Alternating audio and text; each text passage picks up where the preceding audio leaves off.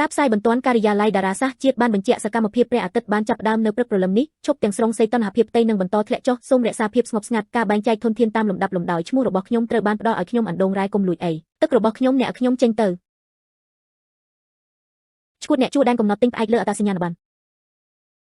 កុំលួចអីឲ្យខ្ញុំផងខ្ញុំចង់បានមួយដែរឈប់រុញជួខ្ញុំនឹងបន្ថែមលុយខ្ញុំនឹងបង់ប្រាក់ទ្វេដងឲ្យខ្ញុំផងនៅទីនេះខ្ញុំនឹងបន្ថែមលុយហេកុំចាប់វាហេឈប់ឆ្លោះគ្នាទៅអូអណ្ដូងរ៉ែកុំលួចអីអណ្ដូងរ៉ែនេះជារបស់ខ្ញុំទឹករបស់ខ្ញុំនេះជារបស់ខ្ញុំអាហាររបស់ខ្ញុំឲ្យខ្ញុំផង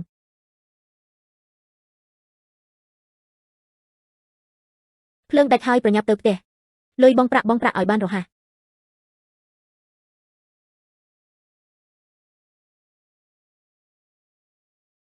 ដោយសារតែផលប៉ះពាល់នៃអាកាសធាតុត្រជាក់ខ្លាំងទីក្រុងនេះបានចូលដល់ស្ថានភាពអាសន្នសូមទៅផ្ទះជាបន្ទាន់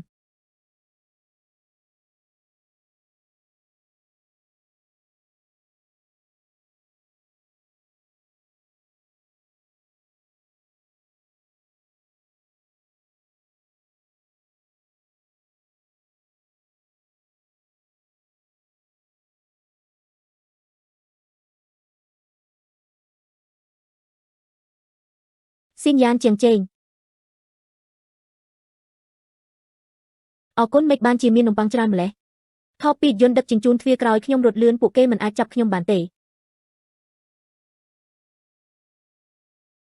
ខ្ញុំមិនអាចបញ្ចប់រឿងទាំងអស់នេះបានទេឬនេះហើយនោះគ្រប់គ្រាន់សម្រាប់ខ្ញុំបន្ទាប់មកខ្ញុំនឹងមិនមានសុជីវធម៌ទេស៊ីនយ៉ានអរគុណខ្ញុំនឹងទៅឥឡូវនេះថែរក្សាខ្លួនល្អអរគុណ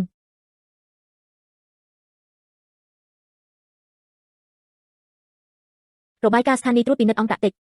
សីតុណ្ហភាពសក្នុងរយៈពេល1ម៉ោងការធ្លាក់ចុះភ្លាមនៃសីតុណ្ហភាព15អង្សាសេ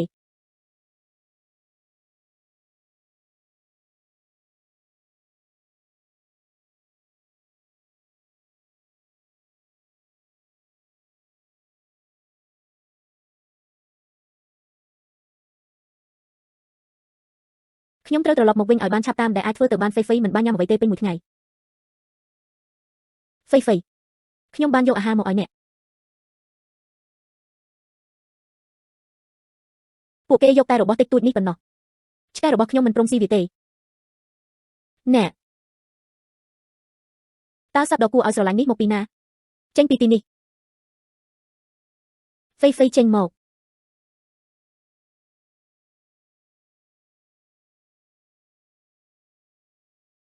តើអ្នកកំពុងធ្វើអ្វីនៅទីនេះ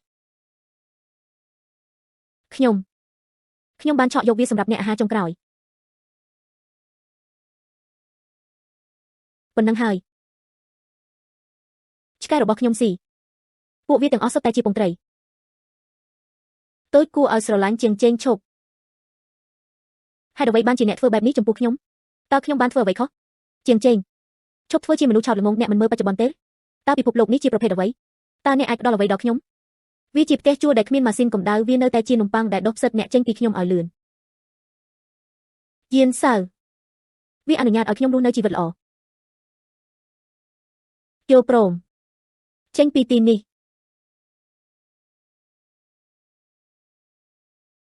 ទីរកឃើញសង្សាររបស់អ្នកខ្ញុំស្រាប់តែរំភើបចិត្តយើងចូលយើងរីករាយបន្ថែមទៀតយល់ព្រម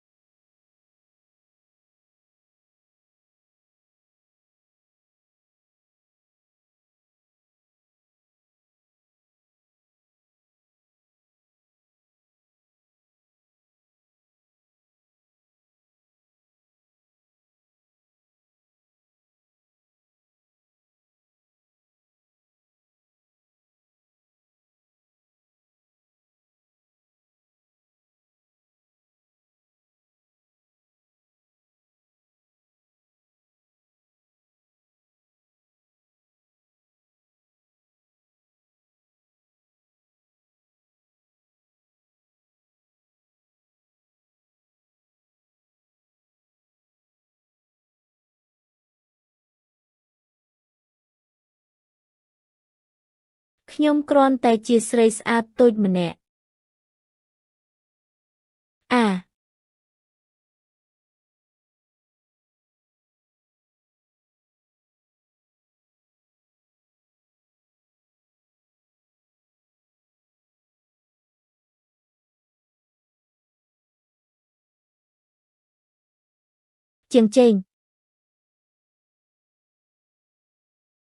ជាងជេងតើអ្នកកំពុងធ្វើអ្វីនៅទីនេះមានអ្វីខុសជាមួយអ្នកក្រោកឡើងយ៉ាងលឿនស៊ីនយ៉ានអរគុណខ្ញុំហៀបនឹងស្លាប់ហើយទុកខ្ញុំចោលប្រញាប់ឡើងហើយចាក់ចេញកុំនិយាយបែបនោះសីតុណ្ហភាពហៀបនឹងធ្លាក់ចុះយើងត្រូវចាក់ចេញជាបន្ទាន់ផ្ទះខ្ញុំនៅខាងមុខតែម្ដងខ្ញុំនឹងនាំអ្នកទៅមក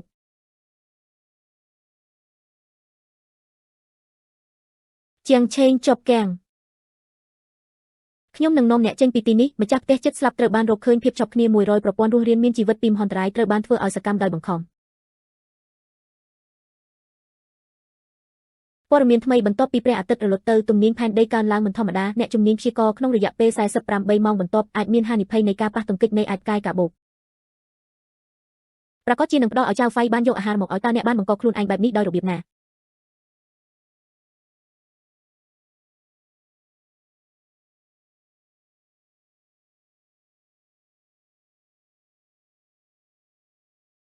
ហេតុអ្វីបានជាគ្រុនក្តៅមិនទាន់ថយចុះ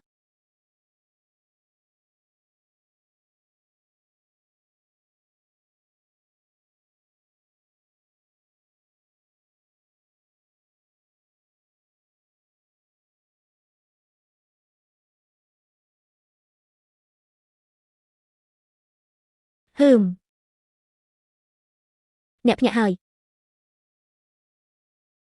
កុំយល់ច្រឡំអីខ្ញុំកំពុងនិយាយថាវាដោយសារតែសីតុណ្ហភាពរាងកាយរបស់អ្នកខ្ពស់ពេកដូច្នេះខ្ញុំស៊ីនយ៉ានជាងឆេងអូជាងឆេងអ្នកពិតជាខ្វាក់ភ្នែកនិងខ្លងមែនក្មេងស្រីល្អបែបនេះអ្នកមិនបានឲ្យតម្លៃវាពីមុនទេប៉ុន្តែខ្ញុំចូលចិត្តយ៉ាហ្វី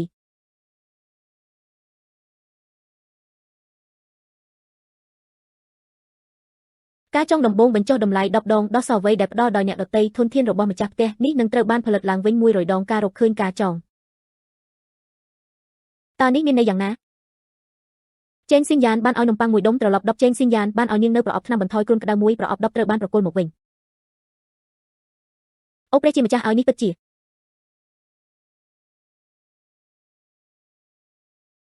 ភាពញឹកញាប់នៃជីវិតរបស់អ្នកមុនពេលអ្នកស្លាប់វាសម្អិតខ្ចោះជាមួយនឹងប្រព័ន្ធថ្ងៃវិនាសដូច្នេះឥឡូវនេះយើងស្ថិតនៅក្នុងការរួមរស់ជាមួយគ្នាអ្នកនឹងយល់នៅទីបំផុតប្រព័ន្ធថ្ងៃវិនាសនឹងផ្ដល់ឲ្យអ្នកនៅវិធីសាស្ត្ររស់រានមានជីវិតល្អបំផុតរាល់ពេលដែលសញ្ញានៅលើកដៃរបស់អ្នកពន្លឺមួយខ្សែនឹងភ្លឺចែងចាំង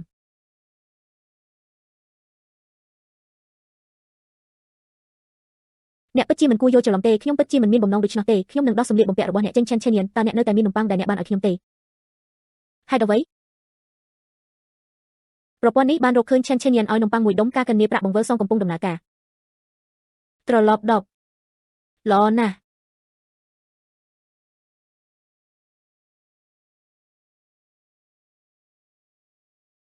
ប្រព័ន្ធត្រូវបានរកឃើញចេញស៊ីនយ៉ានបានឲ្យនំប៉័ងមួយដុំត្រឡប់10ល្អណាស់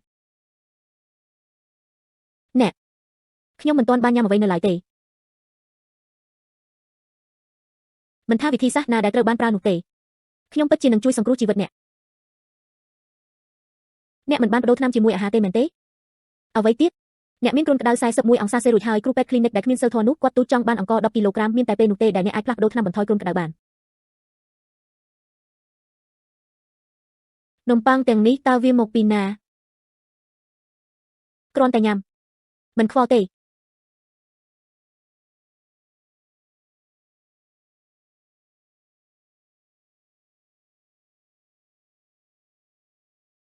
ក្មេងស្រីល្ងងនំប៉័ងតែមួយមុខមិនគ្រប់គ្រាន់ទេដោយវិធីនេះ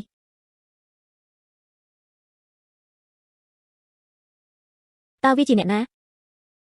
នឹងមិនវាជាអ្នកដឹកជញ្ជូននំប៉័ងនោះម្ដងទៀតរឿងតូចគួរឲ្យស្រឡាញ់ខ្ញុំនឹងទៅមើលជាងជេងតើអ្នកកំពុងធ្វើអ្វីនៅទីនេះម្ដងទៀតឆ្នាំទាំងនេះខ្ញុំមានសម្រាប់អ្នកលុយច្រើនណាស់ត្រូវបានចំណាយខ្ញុំមិនដែលរំពឹងថាអ្នកនឹងក្បត់ខ្ញុំទេរឿងនេះអាចទុកចោលបានប៉ុន្តែថ្លៃសេវាបំបែកខ្ញុំត្រូវការរបស់ប៊ីយ៉ាងសាច់អាំងស្រាក្រហមពងត្រីជាងជេងតើអ្នកកំពុងឃ្លានអាហារមែនទេយៀនសៅគាត់បាននិយាយថាគាត់ចង់ញ៉ាំរបស់ខុសជាងជេង taអ្នកដឹងទេថាតម្លៃនៅលើទីផ្សារងឹតមានតម្លៃប៉ុន្មានចង់ផឹកទេអង្វរខ្ញុំលុតជង្គង់ប្រហែលជាខ្ញុំអាចឲ្យអ្នកខំបានពាក់កណ្ដាលដែរយ៉ាវហ្វីខ្ញុំគ្រាន់តែយកអ្វីដែលអ្នកជំពាក់ខ្ញុំមកវិញមានជនរងគ្រោះដោយគ្រោះមហន្តរាយនៅគ្រប់ទីកន្លែងនៅខាងក្រៅប្រសិនបើខ្ញុំបានប្រាប់មនុស្សអំពីស្ថានភាពរបស់អ្នកតើអ្នកគិតយ៉ាងណាដែរអ្នកបានគំរាមកំហែងខ្ញុំបើប្រៀបធៀបទៅនឹងរបៀបដែលអ្នកប្រព្រឹត្តចំពោះខ្ញុំឆ្ងាយពីវាតាមពិតខ្ញុំមិនត្រូវការច្រើនទេ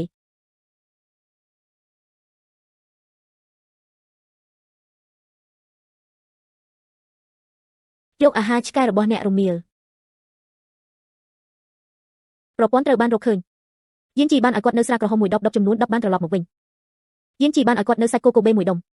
តបយន្តនឹងត្រូវប្រគល់ជូនវិញយានជីបានឲ្យគាត់នៅប្រអប់ពងត្រីមួយប្រអប់10ត្រូវបានប្រគល់មកវិញការចាប់រង្វាន់កញ្ចប់អំណោយរបស់ប្រព័ន្ធកំពុងដំណើរការម្ចាស់ផ្ទះអាចស្ថិតក្នុងចំណោមរបស់របរដូចខាងក្រោមជ្រើសរើសមួយណាក៏បានជម្រើសទី1ម៉ាស៊ីនភ្លើងអចិន្ត្រៃយ៍អាចបង្កើតអគ្គិសនីបានជាអចិន្ត្រៃយ៍ជម្រើសទី2អាហារសម្រាប់មួយខែជម្រើសទី3កាំភ្លើងខ្លីជម្រើសទី4សម្លៀកបំពាក់សម្រាប់អាកាសធាតុត្រជាក់ដែលអាចទប់ទល់នឹងសីតុណ្ហភាពទាបរហូតដល់100អង្សាសេដូចដែលរំពឹងទុកនៃប្រព័ន្ធរស់រានមានជីវិតក្រោយមហន្តរាយទាំងនេះសុទ្ធតែជារបស់របរដែលខ្ញុំត្រូវការជាបន្ទាន់ខ្ញុំជ្រើសរើសម៉ាស៊ីនភ្លើងអចិន្ត្រៃយ៍តើមានអ្នកណាមានថ្នាំបន្ថយគ្រុនក្តៅទេ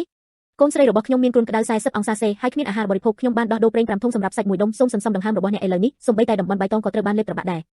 បញ្ជីបដូរប្រាក់ថ្ងៃនេះជាងជេងគាត់ពិតជាកំពុងញ៉ាំសាច់កូកូបេមែននឹងឡាវ៉ៃឆ្នាំ1982មិនបានជាកូនតូចគួរឲ្យស្រឡាញ់យ៉ាងនេះអាហារច្រើនណាស់តើខ្ញុំមិនបានឲ្យវាទៅគាត់កាលពីលើកមុនទេសាច់អាំងយានសៅខ្ញុំមិនបានញ៉ាំសាច់អាំងយូរមកហើយពួកគេថែមទាំងបានផឹកស្រាក្រហមទៀតផងយើងកំពុងស្វែងរកជាងឆេងបដូរប្រាក់ចៅឈីបានឲ្យគាត់នៅប្រអប់ថ្នាំអាម៉ុកស៊ីលីនមួយប្រអប់ចំនួន10ត្រូវបានប្រគល់ជូនវិញអរគុណយ៉ាងហុងបានឲ្យគាត់នៅប្រអប់ថ្នាំគ្រាប់វីតាមីនមួយប្រអប់ចំនួន10ត្រូវបានប្រគល់ជូនវិញអរគុណចៅឈៀងបានឲ្យសាច់ជ្រូកកក1គីឡូក្រាម10គីឡូក្រាមត្រឡប់មកវិញមានរឿងនេះឥឡូវនេះវាពិតជាគ្មានតម្លៃមែនគ្រួសារខ្ញុំចិត្តអស់អាហារហើយសូមយកព្រមខ្ញុំនឹងទិញមីកញ្ចប់ពី3ពេងឲ្យអ្នកឡអរគុណ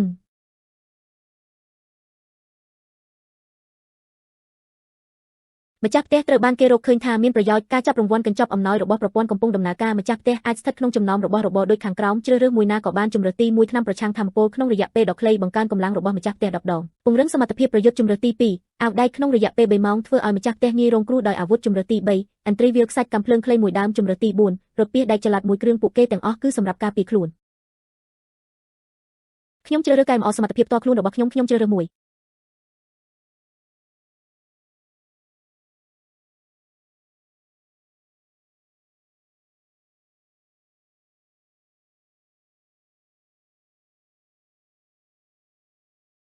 ជាងជេងខ្ញុំបានឮថាអ្នកមានសម្ភារៈច្រើនតើអ្នកអាចទុកខ្លះសម្រាប់ខ្ញុំបានទេការដោះដូរក៏អាចទទួលយកបានដែរយល់ព្រមតើអ្នកនឹងដោះដូរយកអ្វីឧទាហរណ៍អ្វីដែលអ្នកលាក់បាំងប្រអប់សង្គ្រោះរបស់រដ្ឋាភិបាលជប់និយាយរឿងមិនសមហេតុផលខ្ញុំនឹងយកវាឥឡូវនេះខ្ញុំនឹងដោះដូរប្រអប់សង្គ្រោះជាមួយអ្នកយើងនឹងទៅទីនោះឥឡូវនេះ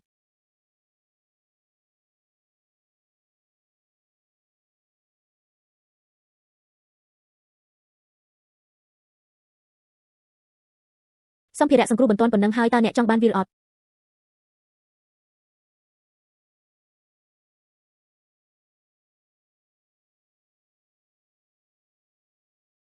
ខ្ញុំប្រាប់អ្នកបើអ្នកហ៊ានប្រាប់អ្នកណាអំពីរឿងនេះខ្ញុំពិតជានឹងចាប់អ្នក3ដងធានាបានការលួចសម្ភារៈយុទ្ធសាស្ត្ររបស់អ្នកខ្ញុំនឹងមិនប្រាប់អ្នកណាទេសូមរីករាយជាមួយអាហាររបស់អ្នកសូមរីករាយជាមួយអាហាររបស់អ្នក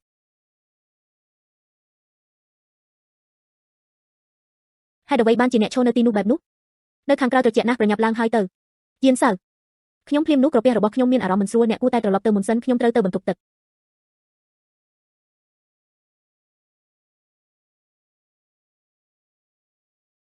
ជាងជេងហេតុអ្វីកុំចូលចិត្តខ្លាំងម្ល៉េះយើងលែងពាក់ព័ន្ធគ្នាទៀតហើយឥឡូវនេះជាងជេងតើអ្នកបាននិយាយអ្វីយើងនៅជាមួយគ្នាអស់រយៈពេលជាច្រើនឆ្នាំហើយតើអ្នកមិនមានអារម្មណ៍អ្វីចំពោះខ្ញុំតតែសោះមែនទេហេគ្រាន់តែនិយាយអ្វីដែលអ្នកចង់និយាយកុំប៉ះខ្ញុំគ្រាន់តែចង់សួរអ្នកហេតុអ្វីបានជាអ្នកស្រាប់តែមានសម្ភារៈច្រើនម្ល៉េះប៉ុន្តែអ្នកច្បាស់ណាស់ពីរបីថ្ងៃមុនអ្នកមិនមាននំប៉័ងទេខ្ញុំគ្រាន់តែចង់និយាយថាតើអ្នកមានសម្ភារៈនៅសល់ទេតើអ្នកអាចផ្ដល់ឲ្យខ្ញុំបន្តិចទៀតបានទេយើងត្រូវការសម្ភារៈប្រាកដដោះដូររាងកាយរបស់អ្នកសម្រាប់ ខ្ញុំមិនចូលចិត្តជាងឆេងអ្នកក៏បាននិយាយថាអ្នកមិនមានអារម្មណ៍ចំពោះខ្ញុំដែរវាគ្រាន់តែនិយាយរឿងមួយហើយមានន័យមួយទៀតប៉ុន្តែវាត្រជាក់ពេកនៅខាងក្រៅតោះចូលទៅខាងក្នុងទេនៅទីនេះ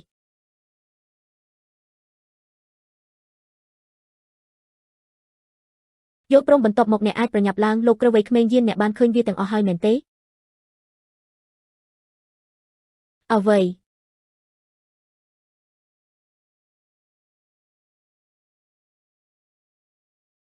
អូនតូចគួរឲ្យស្រឡាញ់តើអ្វីដែលធ្វើឲ្យអ្នកគិតដូច្នេះអ្នកមានសិទ្ធិការប្រើប្រាស់រាងកាយរបស់មនុស្សម្នាក់ដើម្បីដោះដូរយកសម្ភារៈជាងជេងអ្នកបានធ្វើវាដោយចេតនាអ្នកចង់បានខ្ញុំអ្នកត្រឡប់មកវិញឈប់សិនទៅតូចគួរឲ្យស្រឡាញ់លោកក្រវៃក្មេងយានអ្នកអាចជេរគ្នាយឺតបានយើងនឹងនិយាយអំពីរឿងនេះនៅពេលក្រោយខ្ញុំធ្លាប់ល្អចំពោះអ្នកខ្លាំងណាស់ដើម្បីកុំងម្ហូបអ្នកចាប់ផ្ដើមខាតលុយមិនមែនយានសៅខ្ញុំមិនមែនជាអ្វីដែលអ្នកគិតនោះទេអ្នកសូមឲ្យខ្ញុំពន្យល់បាត់ចាសខ្ញុំចង់ស្វែងយល់អំពីជេងឆេងដ៏គួរឲ្យស្រឡាញ់នោះតើមានរបស់របបប៉ុន្មានដើមទុនដូច្នេះវាគឺជាវាហាក់ដូចជាខ្ញុំយល់ច្រឡំអ្នក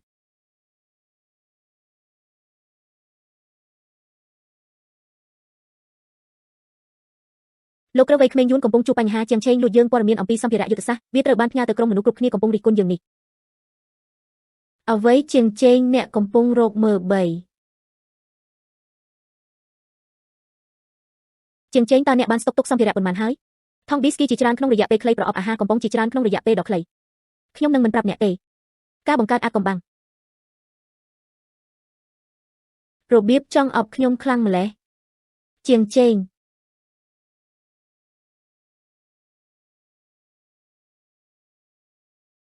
ចេញពីផ្លូវខ្ញុំធ្ងន់មែនទេអ្នកតើខ្ញុំគួរអប់អ្នកមុនទេខ្ញុំចង់បែបហ្នឹងតើអ្នកចង់ធ្វើអ្វី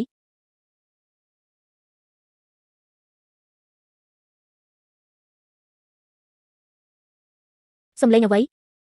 ទោះបីជាពិភពលោកត្រូវបានបំផ្លាញក៏ដោយអនុញ្ញាតឲ្យខ្ញុំបញ្ចប់ការថាគាត់ជាមុនសិន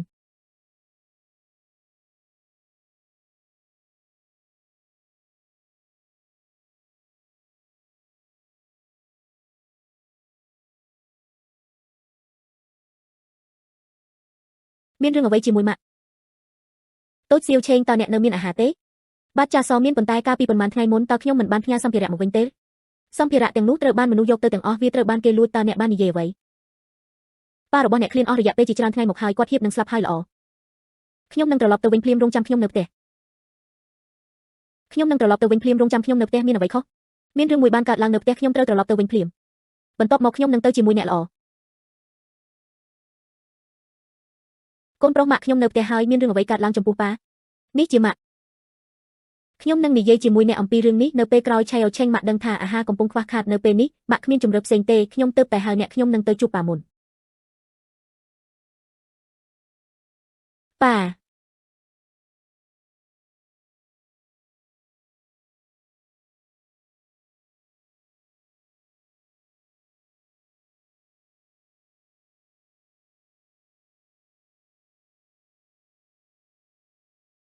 ញ៉ាំយឺតជាងម្ដងទៀតល្អ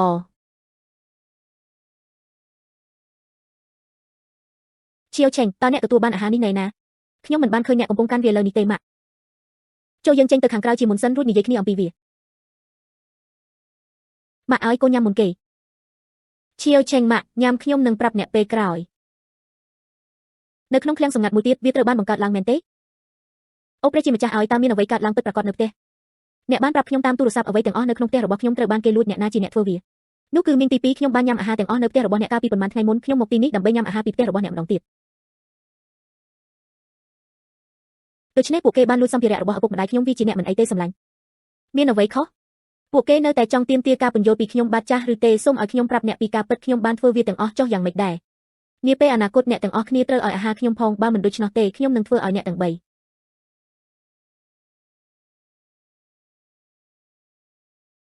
អ្នកកំពុងរកមើល3ខ្ញុំ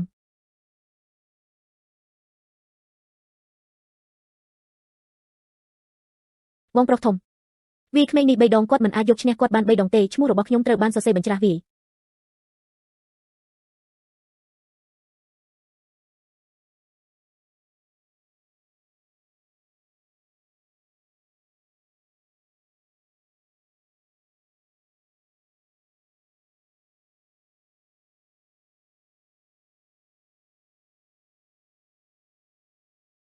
ជាងចេញអ្នកសុខសប្បាយជាទេធានាបានល្អដោយមិននឹកស្មានដល់ឆ្នាំព្យាបាលក្បាច់គុណកុងហ្វូដ៏មានឥទ្ធិពលនេះសាហាវណាស់ខ្ញុំមានអារម្មណ៍ដូចខ្លួនឯងឥឡូវនេះខ្លាំងគួរឲ្យខ្លាចទុកឲ្យតែជាងភៀងទោះបីជាមានចៅវាយនាយ10នាក់នៅពីមុខខ្ញុំក៏ដោយខ្ញុំក៏អាចវាយពួកគេឲ្យសន្លប់ដោយកណ្ដាប់ដៃតែមួយដែរស្ទះជាងឆេងអ្នកគួរឲ្យស្រឡាញ់តូចតើមនុស្សម្នាក់អាចមានកម្លាំងខ្លាំងបែបនេះដោយរបៀបណាតើអ្នកនៅតែឈរនៅទីនោះដើម្បីអ្វីប្រញាប់ឡើងហើយប្រគល់គាត់មកខ្ញុំរៀបចំឲ្យស្អាត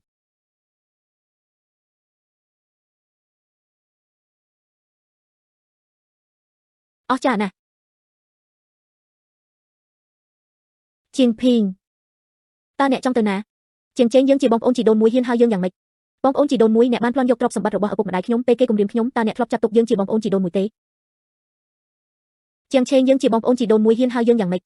បងប្អូនជីដូនមួយអ្នកបានប្លន់យកទ្រព្យសម្បត្តិរបស់ឪពុកម្ដាយខ្ញុំពេលគេគំរាមខ្ញុំតើអ្នកធ្លាប់ចាត់ទុកយើងជាបងប្អូនជីដូនមួយទេស្ដាប់ខ្ញុំ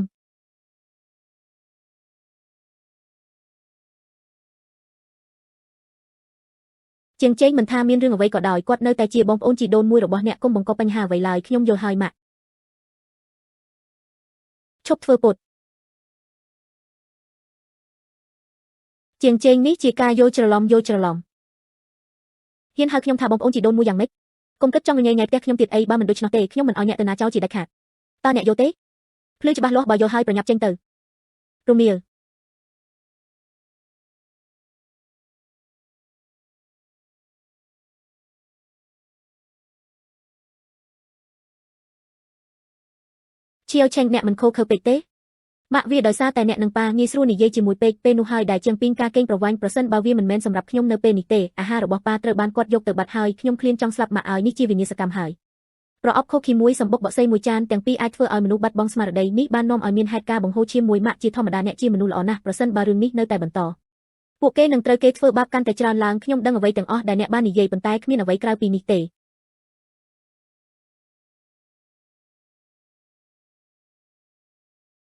ប៉ាហេតុអ្វីបានជាអ្នកមិនសម្រាប់ឲ្យបានត្រឹមត្រូវវាចេញហើយឈៀវឆេងអេប៉ាបានគិតអំពីវាហើយប្រសិនបើវាជាឪពុកនិងម្ដាយរបស់អ្នកវានៅតែដែលដូចពេលនេះនៅក្នុងវិនាសកម្មនេះវានឹងក្លាយជាបន្ទុកសម្រាប់អ្នកតែប៉ុណ្ណោះឪពុកម្ដាយខ្ញុំកំពុងសម្លឹងមើលផ្ទះចាស់នេះអំណាចស្ទើរតែអស់ហើយឬអ្នកនឹងខ្ញុំនឹងស៊ីយ៉ានចូលយើងត្រឡប់ទៅជីវិតទីក្រុងវិញតើអ្នកបាននិយាយអ្វីអ្នកនឹងម៉ាក់នឹងខ្ញុំត្រឡប់ទៅជីវិតទីក្រុងវិញជាធម្មតាខ្ញុំអាចមើលថែអ្នកបានកូនប្រុសមិនមែនម៉ាក់នឹងប៉ាទេខ្ញុំមិនចង់រស់នៅជាមួយអ្នកទេទើបតែពេលនេះសម្ភារៈមានកម្រិតណាស់អ្នកទាំងពីរនៅជាមួយគ្នាខ្ញុំសង្ស័យថាវានឹងគ្រប់គ្រាន់ខ្ញុំនិងម្ដាយរបស់អ្នកប្រសិនបើវាបានកន្លងផុតទៅពូសុំគុំនិយាយបែបនោះជាងចេងពូនឹងមីងនៅជាមួយយើងទៅក្រុងទៅខ្ញុំមិនមានការជំទាស់ទេផ្ទះរបស់ស៊ីនយ៉ានតូចណាស់ដោយមានមនុស្សជាច្រើនក្នុងចំណោមពួកយើងរស់នៅទីនេះទោះជាយ៉ាងណាក៏ដោយវាគឺជាទីបញ្ចប់នៃពិភពលោកអចលនទ្រព្យបែបនេះផ្ទុយទៅវិញរបស់ដែលមានតម្លៃតិចបំផុតខ្ញុំអាចប្រើប្រាស់ធនធានបានបដូរទៅអាផាតមិនធំមួយជាន់ឬវីឡាមួយឪពុកម្ដាយអ្នកមិនចាំបាច់បារម្ភពីផ្ទះទេខ្ញុំនឹងដោះស្រាយវា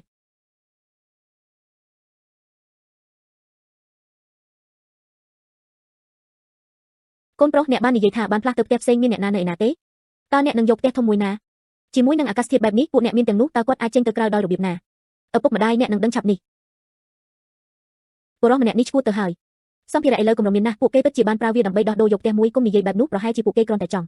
នៅចុងបញ្ចប់នៃពិភពលោកសាកល្បងបទពិសោធន៍នៃការក្លាយជាអ្នកមាននាងឈួតហើយនាងពិតជាឈួតមែនប្អូនប្រុសតូចខ្ញុំមានឈុតបន្ថែមនៅទីនេះផ្ទះល្វែងធំនៅកណ្ដាលទីក្រុងខ្ញុំចង់ដូរទឹក11កេសឲ្យអ្នកបូករួមទាំងប្រអប់ខូឃី10ប្រអប់បន្ថែមសាច់អាំង10ដុំខ្ញុំមានអារម្មណ៍ភ័យខ្លាចឥឡូវម៉ោងប៉ុន្មានហើយអាផាតមិនធំរបស់អ្នកមានតម្លៃប៉ុន្មានប្អូនប្រុសតូចខ្ញុំក៏មានអាផាតមិនមួយជាន់ធំនៅទីនេះដែរខ្ញុំគ្រាន់តែត្រូវបដូរទឹកមួយកេសប៉ុណ្ណោះប្រអប់ខូឃីចំនួន5ឈៀវឆេងអេតើអ្នកគិតថាវានឹងដំណើរការទេពូវាពិតជាអាចទៅរួចអ្នកមិនដឹងទេការផ្គត់ផ្គង់បច្ចុប្បន្នសម្រាប់អ្នកមានទាំងនោះតើវាគួរឲ្យតាក់ទាញប៉ុណ្ណាហើយប្អូនប្រុសតូចខ្ញុំឃើញអ្នកនិយាយនៅក្នុងក្រុមសម្ភារៈទាំងនេះត្រូវការជាធ្នូនឹងអចលនទ្រព្យដែលនៅសល់ដែលយើងជាម្ចាស់តើវាពិតទេប្អូនប្រុសតូចយើងមកគ្រប់ផ្លូវនេះគុំកុហកយើងអីបាត់ចាស់សោះចង់យកមែនតែនបដូរជាមួយកូនសោបន្ទប់ខ្ញុំមិនដឹងថាប្រព័ន្ធនេះផ្ដល់ផលចំណេញ10ដងទេតើវានឹងប្រែក្លាយផ្ទះទៅជាអ្វីអ្នកមិនអាចរំពឹងថាខ្ញុំមានផ្ទះ10ក្នុងទេមែនទេប្អូនប្រុសតូចខ្ញុំនៅក្នុងក្រុមអ្នកដំបូងគេដែលឆ្លើយតបទៅអ្នកខ្ញុំមានដីទំហំ500ម៉ែត្រការ៉េផ្ទះល្វែងធំខ្ញុំគ្រាន់តែត្រូវការដូរទឹករបស់អ្នក5កេសប៉ុណ្ណោះចុះយ៉ាងម៉េចដែរខ្ញុំបាននិយាយថាសៀវចាងអ្នកគ្មានសតិសម្បជញ្ញៈទេយុវជនឲ្យកុំស្ដាប់គាត់អីគ្មានអ្នកណាចង់បានផ្ទះឥឡូវនេះទេអាផាតមិនធំមួយជាន់របស់ខ្ញុំត្រឹមតែ3ប្រអប់ទេអាទេត្រឹមតែ1ប្រអប់គឺគ្រប់គ្រាន់ហើយវូឡាវតើអ្នកចង់មាននៅយ៉ាងណានេះជារបៀបដែលអ្នកដំឡើងថ្លៃមែនទេខ្ញុំចូលចិត្តអ្នកឈប់ឆ្លោះគ្នាទៅឈប់ឆ្លោះគ្នាទៅឈប់ឆ្លោះគ្នាទៅចូលយើងនិយាយគ្នាលេងដូច្នេះដំបូងសូមយកវិញ្ញាបនកម្មសិទ្ធិអចលនទ្រព្យឲ្យចេញមានរូបថតនៅខាងលើមែនទេខ្ញុំនឹងឲ្យពុកម្ដាយខ្ញុំមើលវាល្អរងចាំមួយផ្លែត ទទួលបានវិញ្ញាបនបត្រអចលនទ្រព្យបង្ហាញវាដល់ឪពុកម្ដាយរបស់ខ្ញុំមិនអីទេ រងចាំមួយផ្លេតនេះមិនមែនជាប្រធានក្រុមហ៊ុនរបស់លោកយ៉ាងជីក្រុមហ៊ុន Yang Group នៅតែជាប់ពាក់ព័ន្ធនឹងវិស័យអចលនទ្រព្យប្រសិនបើខ្ញុំចាំបានត្រឹមត្រូវសូម្បីតែឈានជាយាពេនវាក៏ស្ថិតនៅក្រោមឆ័ត្ររបស់ពួកគេផងដែរបើប្រៀបធៀបជាមួយយើងនោះហើយជាចៅវាយធំពិតប្រាកដប្អូនប្រុសតូចកុំស្ដាប់រឿងមិនសមហេតុផលរបស់ពួកគេទំនិញមានលក់ហើយតែមិនទាន់លក់ដាច់នៅឡើយជាមួយនឹងសម្ភារៈរបស់អ្នកទោះបីជាអ្នកសុំរាប់រយលានក៏ដោយអ្នកផ្សេងទៀតទាំងអស់ត្រូវតែស៊ូយ៉ាងស្វិតស្វាញដើម្បីវាយល់ព្រមខ្ញុំមានវិឡាមួយទំនេរខ្ញុំនឹងប្រើវិឡានេះទឹកពីគេគឺគ្រប់គ្រាន់ហើយលោកយ៉ាងឲ្យអ្នកមិនអាចធ្វើបែបនោះបានទេលោកចាំងអ្វីគ្រប់យ៉ាងសុទ្ធតែមានអ្នកមកមុនបានមុនមិនមែនជាករណីនោះទេបុរសសង្ហាម្នាក់នេះមិនបានយល់ព្រមតាមសំណើរបស់អ្នកទេវាជាកំហុសរបស់ខ្ញុំដែលខ្ញុំមិនបានពិចារណារឿងនេះឲ្យបានហ្មត់ចត់ពីមុនមកទោះបីជាខ្ញុំមានម៉ាស៊ីនភ្លើងអចិន្ត្រៃយ៍ក៏ដោយប៉ុន្តែប្រសិនបើវាជាអាផាតមិនធំមួយជាន់កន្លែងសាធារណៈក៏អាចជួបប្រទះនឹងការដាច់ចរន្តអគ្គិសនីផងដែរលោកចាំងតើវិឡារបស់អ្នកនៅឯណាអគារ Shen Shih Pen មួយនៅក្បែរខ្ញុំអូទេខ្ញុំចាប់ហើយលំនៅឋានប្រណីតរបស់ Shen Shih Pen នេះបើប្រៀបធៀបទៅនឹងបឹងកាឡូរបស់យើង Shen Shih Pen នោះជាខ្ទង់ដំបូលស្បូវ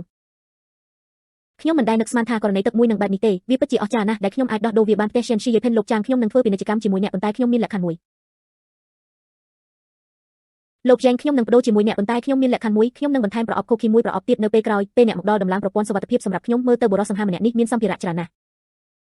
កុំបារម្ភអីប្អូនស្រីរបស់ខ្ញុំពិតជានឹងឲ្យវីឡារបស់អ្នកដល់អ្នកសាងសង់បន្ទាយដ៏រឹងមាំមួយតើវានឹងចំណាយពេលប៉ុន្មានកម្មករទាំងអស់ឥឡូវនេះមានសេរីភាពហើយក៏មានសម្ភារៈមួយចំនួនធំផងដែរអតិបរមា7ថ្ងៃការសាងសង់អាចបញ្ចប់បានដោយផ្អែកលើស្ថានភាពបច្ចុប្បន្នមួយសប្តាហ៍ក្រោយមកសីតុណ្ហភាពពិភពលោកអាចធ្លាក់ចុះដល់ប្រហែល50អង្សាសេការធ្វើដំណើរធម្មតានឹងមានបញ្ហាលោកចាំ3ថ្ងៃខ្ញុំត្រូវពិនិត្យចូលក្នុងរយៈពេល3ថ្ងៃមែនទេល្អខ្ញុំឃើញយកព្រមបន្ទាប់មកសូមឲ្យនរណាម្នាក់រើរបស់របររបស់អ្នកចេញគ្មានបញ្ហានេះជាកន្លឹះនៃវីឡាខ្ញុំនៅតែមានមួយទំនេររងចាំបន្ទាប់ពីការបញ្ចប់ពេញលេញខ្ញុំនឹងផ្ដល់ឲ្យអ្នកនៅសល់បំរុងម្ចាស់ផ្ទះទទួលបាន Yang Ji ផ្ដល់ជូនវីឡាប្រណីតមួយនៅ Shen Shiu ដោយសារតែទំហំធំនៃវត្ថុបំលែងដោយស្វ័យប្រវត្តិទៅជាសម្ភារៈសូមអបអរសាទរម្ចាស់ផ្ទះទទួលបានព្រុយត្រីឆ្លាមស្ងោរចំនួន10ដុំទទួលបានសម្បុកបក្សីស្ករធំចំនួន10ដុំបានផ្ញើទទួលបានផ្សិតខ្មៅចំនួន10ដុំនេះពិតជាសំណាងមួយមែនការរំលឹកពិសេសដល់ម្ចាស់ផ្ទះយោងតាមការព្យាករណ៍របស់ប្រព័ន្ធ78ម៉ោងក្រោយមកសីតុណ្ហភាពខាងក្រៅនឹងពី-30ដឺក្រេបន្ថយដល់-60អង្សាសេអ្វី78ម៉ោងតើនោះមិនមែនជាវាបាន3ថ្ងៃក្រោយមកនៅយប់នោះនេះជានាមប័ណ្ណរបស់ខ្ញុំអ្នកអាចបន្ថែមខ្ញុំជាមិត្តភក្តិបានបន្ទាប់ពីអ្នកផ្លាស់ទៅរស់នៅយើងជាអ្នកជិតខាងគ្នាឥឡូវនេះសូមថែរក្សាខ្ញុំឲ្យបានល្អនៅពេលអនាគតហើយប្អូនប្រុសតូចខូខីនិងទឹកដែលនៅសល់តើអ្នកអាចលក់វាឲ្យយើងបានទេចៅវាយ2នាក់អ្វីដែលលោកយ៉ាងទៅតែនិយាយអ្នកក៏បានឬវាដែរលុយគឺជាពេលវេលាចុងក្រោយរឿងដែលគ្មានតម្លៃបំផុតលុះត្រាតែយកខ្លះពីខ្ញុំផ្លាស់ប្ដូររបស់ដែលអ្នកចាប់អារម្មណ៍ហើយឈេលលុះមកទីនេះប្អូនប្រុសតូចខ្ញុំប្រើលេខាតូចដ៏ស្រស់ស្អាតរបស់ខ្ញុំដោះដូរសម្ភារៈជាមួយអ្នកតើអ្នកគិតយ៉ាងណាដែរខ្ញុំគិតថា Yang Cheng គួរតែអ្នកមិនត្រូវការលេខាធិការទេអ្នកយកព្រម Yang Cheng បាទចៅវាយ2នាក់អ្នកក៏បានឃើញវាដែរស្ត្រីម្នាក់នេះខ្ញុំមិនស័ក្តិសមនឹងវាទេប្រសិនបើអ្នកនៅតែគ្មានអ្វីសោះបើអាចមកដោះដូរបានបន្ទាប់មកសូមត្រឡប់ទៅវិញហើយប្អូនប្រុសតូចចាំមួយផ្លែតខ្ញុំធ្វើការនៅក្នុងឧស្សាហកម្មសម្លៀកបំពាក់ម៉ាកល្បីខ្ញុំបានប្រើសម្លៀកបំពាក់ពីម៉ាកល្បីលើពិភពលោកខ្ញុំនឹងដោះដូរសម្ភារៈទាំងនេះជូនអ្នកតើរឿងនេះមិនអីទេសម្រាប់អ្នកទេអ្នកឈួតហើយសម្លៀកបំពាក់របស់អ្នករចនាម៉ូដវាជាម៉ាកយីហោអន្តរជាតិកាលពីអតីតកាលវាអាចលក់បានក្នុងតម្លៃដ៏អស្ចារ្យប៉ុន្តែនេះជាទីបញ្ចប់នៃពិភពលោកមនុស្សគ្រប់គ្នាខ្វល់ខ្វាយអំពីការមានអាហារគ្រប់គ្រាន់សម្រាប់បរិភោគនិងស្លៀកពាក់លុះត្រាតែវាជាប្អូនប្រុសតូចនេះ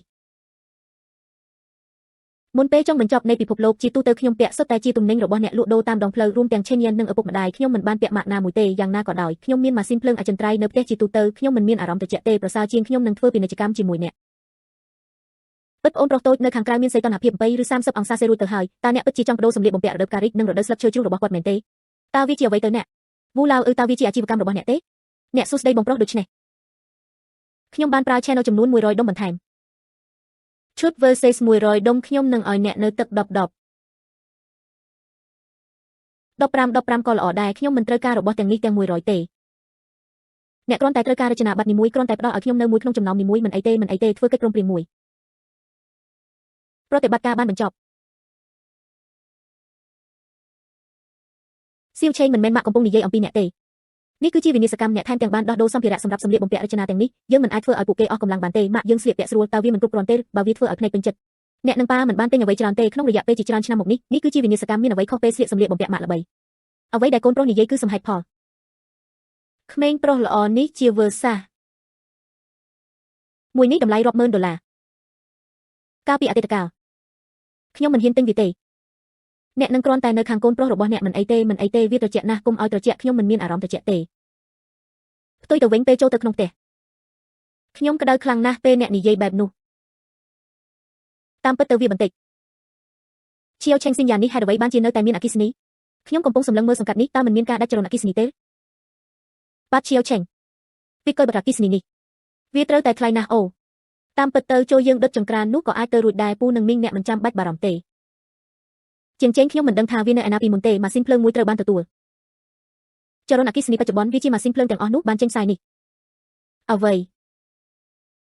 តើម៉ាស៊ីនភ្លើងអាចទុកចិត្តបានដែរឬទេតើវានឹងខូចបន្ទាប់ពីប្រើវាមួយរយៈទេនេះគឺស្ថិតនៅក្នុងប្រព័ន្ធម៉ាស៊ីនភ្លើងអចិន្ត្រៃយ៍ដែលបានធ្វើឲ្យប្រសើរឡើងវាមិនងាយស្រួលបំបែកប៉ុន្មានទេម៉ាក់អ្នកមិនចាំបាច់បារម្ភពីអគ្គិសនីទេនិយាយអំពីនេះជាវិឡាមួយក្នុងតំបន់ឈៀនឈីយាពេនវានឹងចំណាយពេល3ថ្ងៃទៀត3ថ្ងៃនេះអ្នកនឹងប៉ាអាចស្នាក់នៅក្នុងបន្ទប់នេះបានមួយរយៈឥឡូវនេះនោះនឹងមិនធ្វើទេយ៉ាងណាមិញនេះជាផ្ទះរបស់ស៊ីនយ៉ានយើងមិនអាចឲ្យភ្ញៀវគ្រប់ដណ្ដប់លើម្ចាស់ផ្ទះបានទេមីងវាមិនអីទេកូនខ្ញុំនិងពូរបស់អ្នកសាំនឹងគ្រាលំបាកចុះយើងវិញខ្ញុំនឹងគ្រាន់តែអង្គុយលើសាឡុង2-3យប់ប៉ុណ្ណោះមិនអីទេម៉ាក់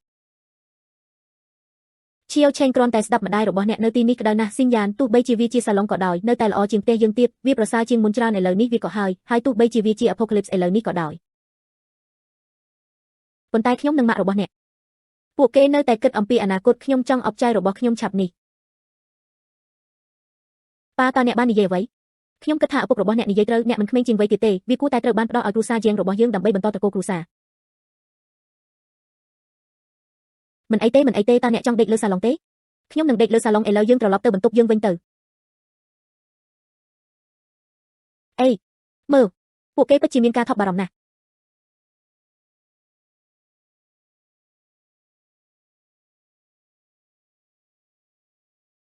អ្នកតើខ្ញុំបានប្រាប់អ្នកប៉ុន្មានដងហើយទោះបីជាយើងរស់នៅក្នុងវាជាតំបន់លំនៅឋានលំដាប់ខ្ពស់ប៉ុន្តែការប្រើប្រាស់អគ្គិសនីប្រចាំថ្ងៃគ្រាន់តែប៉ុន្មានម៉ោងនេះអ្នកបើកម៉ាស៊ីនត្រជាក់ឥឡូវនេះតើយើងគេងលក់ស្រួលនៅពេលយប់ដោយរបៀបណាតើអ្នកកំពុងមើលអ្វីអ្វីជាងឆេងក្មេងតូចគួរឲ្យស្រឡាញ់នោះហេតុអ្វីបានជាមានរឿងច្រើនម្ល៉េះឈៀនស៊ីយេភិនមិននឹកស្មានដល់ជាងឆេងក្មេងតូចគួរឲ្យស្រឡាញ់នោះពួកគេពិតជាបានផ្លាស់ទៅរស់នៅក្នុងទីក្រុងឈៀនស៊ីយេភិននិងជាមួយឆេនឆេនយ៉ានតូចគួរឲ្យស្រឡាញ់នោះអ្នកស្រីនៅខាងក្នុងវាគួរតែជាខ្ញុំរបៀបខ្ញុំសោកស្ដាយវាឥឡូវនេះយានសៅតើអ្នកបាននិយាយអ្វីខ្ញុំកំពុងគិតជាងឆេងក្មេងតូចគួរឲ្យស្រឡាញ់នោះតើរឿងនេះអាចកើតឡើងភ្លាមដោយរបៀបណាជាមួយនឹងសម្ភារៈជាច្រើនតើជាងឆេងយកវាទេសម្ភារៈយុទ្ធសាស្ត្ររបស់រដ្ឋាភិបាល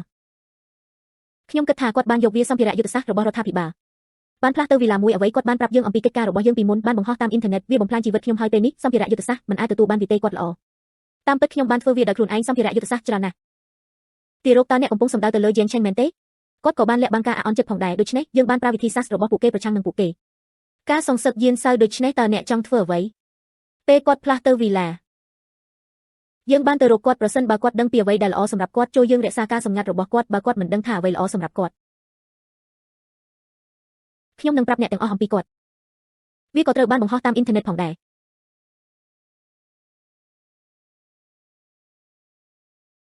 ឪពុកម្ដាយយើងមានអាហារច្រើនណាស់នៅផ្ទះហេតុអ្វីបានជាអ្នកនៅតែញ៉ាំមីកញ្ចប់ខ្ញុំបាននិយាយថាអ្នកមិនទទួលខុសត្រូវទេខ្ញុំមិនដឹងថាអស់អង្ករប្រេងនិងអំបិលមានតម្លៃថ្លៃទេវាគឺជាទីបញ្ចប់នៃពិភពលោកអាហារតែងតែមានថ្ងៃណាមួយដែលវាបាត់ទៅទាំងអស់មិននិយាយពីបង្កងនិងអាប៉ាឡូនទាំងនោះទេក្រៅពីនេះសូម្បីតែមីកញ្ចប់នេះវាមិនមែនគ្រាន់តែចៃដន្យទេអ្នកណាក៏អាចញ៉ាំបានដែរមិនអីទេខ្ញុំសង្ឃឹមថាអ្នកពេញចិត្តនឹងអាហារទោះជាយ៉ាងណាក៏ដោយវីឡារបស់យើងជិតរួចរាល់ហើយអ្នកទាំងពីររៀបចំខ្លួនបន្តិចយើងកំពុងផ្លាស់ទៅវីឡាមួយ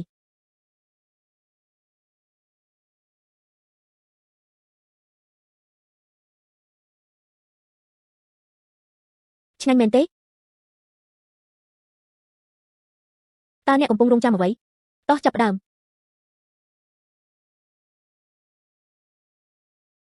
បងស្រីចាំងឈៀវឆេងបានមកដល់ទាន់ពេលវីឡានេះជិតរួចរាល់ហើយនេះជាកន្លះនៃវីឡាបងស្រីចាំងគឺជាមនុស្សល្អម្នាក់ហើយខ្ញុំបានរនាងនិយាយបែបនោះពីមុនពួកគេរស់នៅក្បែរផ្ទះខ្ញុំនៅក្នុងពិភពអាប៉ូកាលីបបែបនេះសាច់ញាតិឆ្ងាយមិនល្អដូចអ្នកជិតខាងជិតស្និទ្ធទេ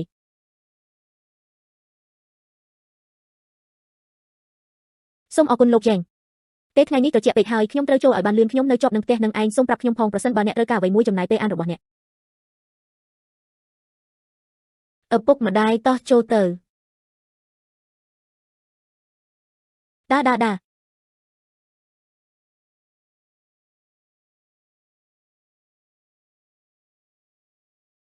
ខ្ញុំមិនដែលស្រមៃថាមានថ្ងៃណាមួយនោះទេខ្ញុំជាងដែលហេអ្នកក៏អាចរស់នៅទីនោះបានដែរវីឡាធំលេះសីតុណ្ហភាពនៅខាងក្រៅគឺ30អង្សាសេមនុស្សនៅតែអាចធ្វើចលនាបានដោយលំបាកយោងតាមប្រព័ន្ធ5ម៉ោងទៀតសីតុណ្ហភាពនឹងធ្លាក់ចុះយ៉ាងខ្លាំងដល់50ដឺក្រេប៉ាម៉ាក់នឹងស៊ីនយ៉ានចាប់ផ្ដើមថ្ងៃនេះអ្នកមិនគួរចេញទៅក្រៅទេហេតុអ្វីបន្ទាប់ពីថ្ងៃនេះសីតុណ្ហភាពពិភពលោកនឹងធ្លាក់ចុះដល់50ឬ60អង្សាសេទោះបីជាមនុស្សធម្មតាស្លៀកពាក់ច្រើនក៏ដោយដរាបណាវាឈប់តិចជាងកន្លះម៉ោងវានឹងប្រែជាមនុស្សដែលកក់អ្វីឈៀវឆេងតើអ្នកកំពុងនិយាយបំភ្លើសមែនទេឥឡូវនេះវានៅខាងក្រៅហើយវាស្ថិតនៅក្រោម30អង្សាសេតើវាអាចកើតឡើងភ្លាមដោយរបៀបណាវាធ្លាក់ចុះច្រើនម្ល៉េះពូនឹងមីងតោះស្ដាប់លោកជាងឆេងយ៉ាងណាមិញបន្ទាប់ពីវិនិច្ឆ័យអន្តរាយបានមកដល់ជាងឆេងតែងតែបញ្ជាក់រឿងនេះវិចារណញ្ញាណរបស់គាត់គឺត្រឹមត្រូវណាស់នេះជាអ្វីដែលមនុស្សកំពុងធ្វើតើវាមានអារម្មណ៍ដូចជាការយកចិត្តនិងទុកចិត្តគ្នាមែនទេស៊ីនយ៉ានអរគុណពេកយើងគួរតែជឿលើឈៀវឆេងឪពុកម្ដាយកុំចាត់ទុកវាធ្ងន់ធ្ងរពេកខ្ញុំបានដេកលើសាឡុងក្នុងរយៈពេលប៉ុន្មានថ្ងៃកន្លងមកនេះគាត់ពិតជាមិនបានសម្រាកគ្រប់គ្រាន់ទេអ្នកគួរតែសម្រាកខ្លះ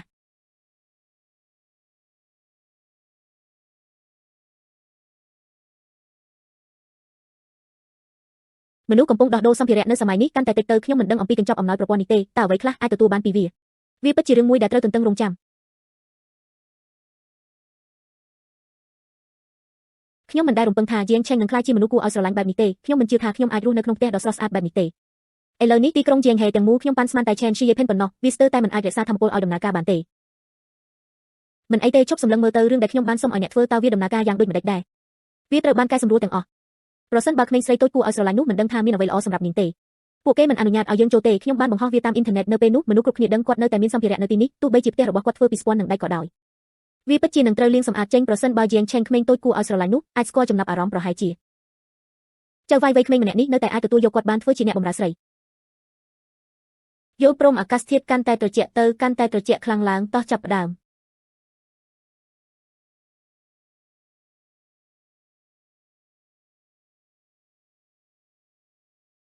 ម្ដាយខ្ញុំឃ្លាន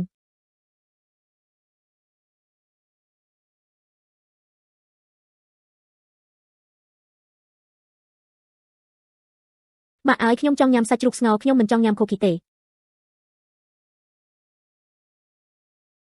តុងតុងល្អនេះគឺជារយៈពេលពិសេសមួយរងចាំមួយរយៈម៉ាក់នឹងធ្វើសាច់ជ្រូកស្ងោរឲ្យអ្នកម្ដងទៀតយល់ព្រមទៅលេងឲ្យសប្បាយ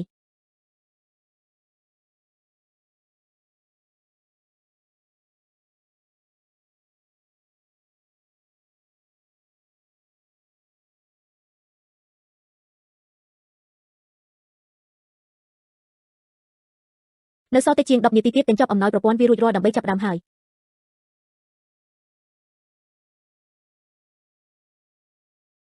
សួស្ដីបងស្រីចាងឈៀវជាងតើអ្នកនៅផ្ទះឥឡូវនេះទេខ្ញុំទើបតែឃើញមនុស្សពីរនាក់លួចលាក់វាបានទៅផ្ទះរបស់អ្នកអ្វី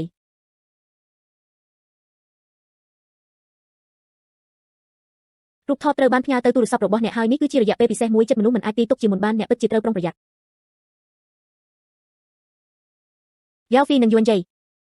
អ្នកទាំងពីរពួកគេពិតជាមិនបានបោះបង់ចោលចិត្តណាលួចរបស់ពួកគេទេសៀវជាងតើអ្នកនៅស្ដាប់ទេខ្ញុំកំពុងស្ដាប់ដោយវិធីនេះផ្ទះរបស់អ្នកប្រព័ន្ធសុវត្ថិភាពត្រូវបានពង្រឹងសម្រាប់អ្នកសូម្បីតែបង្អួចក៏ការពារគ្រាប់កាំភ្លើងដែរដរាបណាអ្នកមិនបើកទ្វារគ្មានអ្នកណាអាចជ្រៀតចូលបានទេអូហើយអ្វីក៏ដោយដែលអ្នកធ្វើកុំបើកទ្វារឲ្យសោះ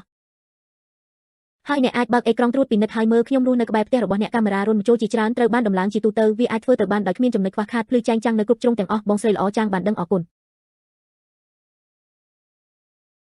កាន់នាពេលវេលាអាហារនៅផ្ទះរបស់បងស្រីចាងគួរតែយើងញ៉ាំចិត្តអស់ហើយមែនទេឃើញពេលណាតើយើងគួរផ្ញើរបស់ខ្លះទៅនាងទេតើជាងឆេងជានរណាបងស្រីចាងតើនាងចង់បានអ្វីពីអ្នកតើអ្នកនៅទីនេះទេ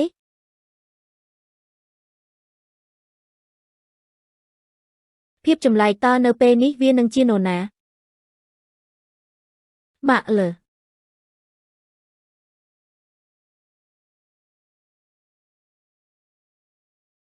យ៉ាវហ្វី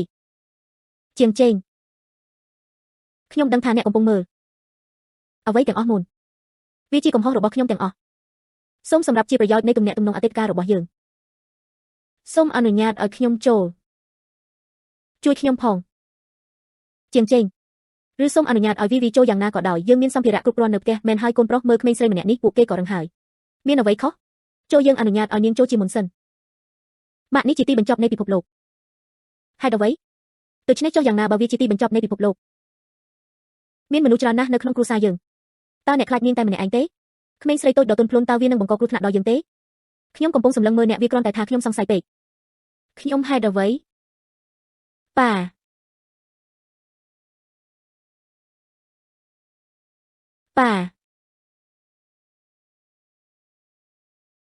ជាងជេងអ្នកទោះបីជាអ្នកមិនចង់ឲ្យខ្ញុំចូលក៏ដោយមិនចាំបាច់មានរឿងនោះទេលេងជាមួយខ្ញុំឈៀវឆេងប៉ាពិតជាបានវិនិច្ឆ័យអ្នកខុសមែនខ្ញុំមិនដែលរំពឹងថាម្ដាយរបស់អ្នកនឹងខ្ញុំទេដោយបានផ្ដល់កំណើតឲ្យនរណាម្នាក់ដូចអ្នករឿងឈាមត្រជាក់ឪពុកម្ដាយអ្នកយល់ច្រឡំហើយមានអ្វីត្រូវយល់ច្រឡំមិនមែនទាំងអស់នេះស្ថិតនៅលើវាទេឪពុកម្ដាយកុំឲ្យយ៉ាវហ្វីបោកបញ្ឆោតអីបោកបញ្ឆោតដោយរូបរាងនេះប្រហែលជាមិនដំណើរការទេមានមួយទៀតលាក់នៅខាងក្រៅគ្មានផ្លូវទេខ្ញុំមិនគិតថាក្មេងស្រីនេះបាត់ចាស់ឬទេអ្នកនឹងដឹងនៅពេលដែលអ្នកឃើញវា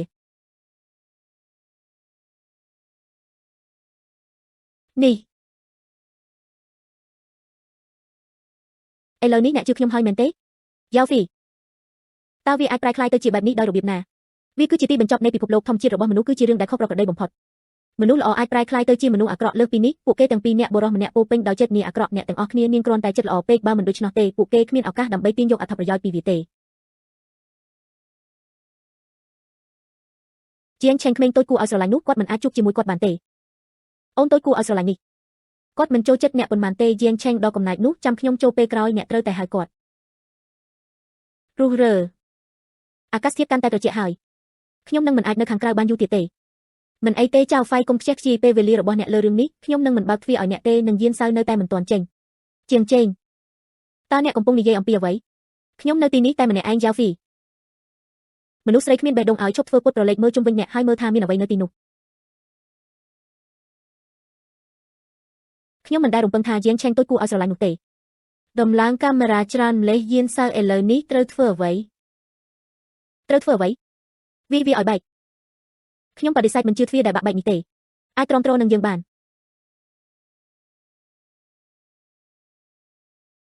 សំឡេងគោះឈៀវឆេងអេទ្វាររបស់យើងអាចទ្រាំទ្រនឹងពួកគេបែបនេះបានគោះទ្វារកុំបារម្ភអីប៉ាហេតុអ្វីឈៀវឆេង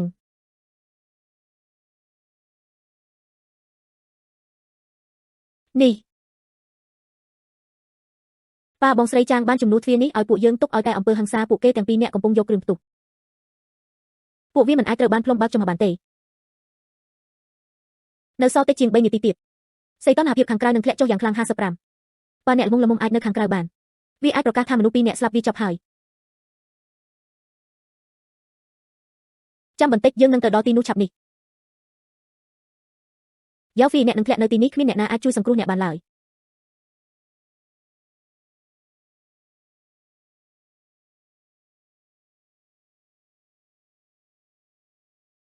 យ៉ាវហ្វី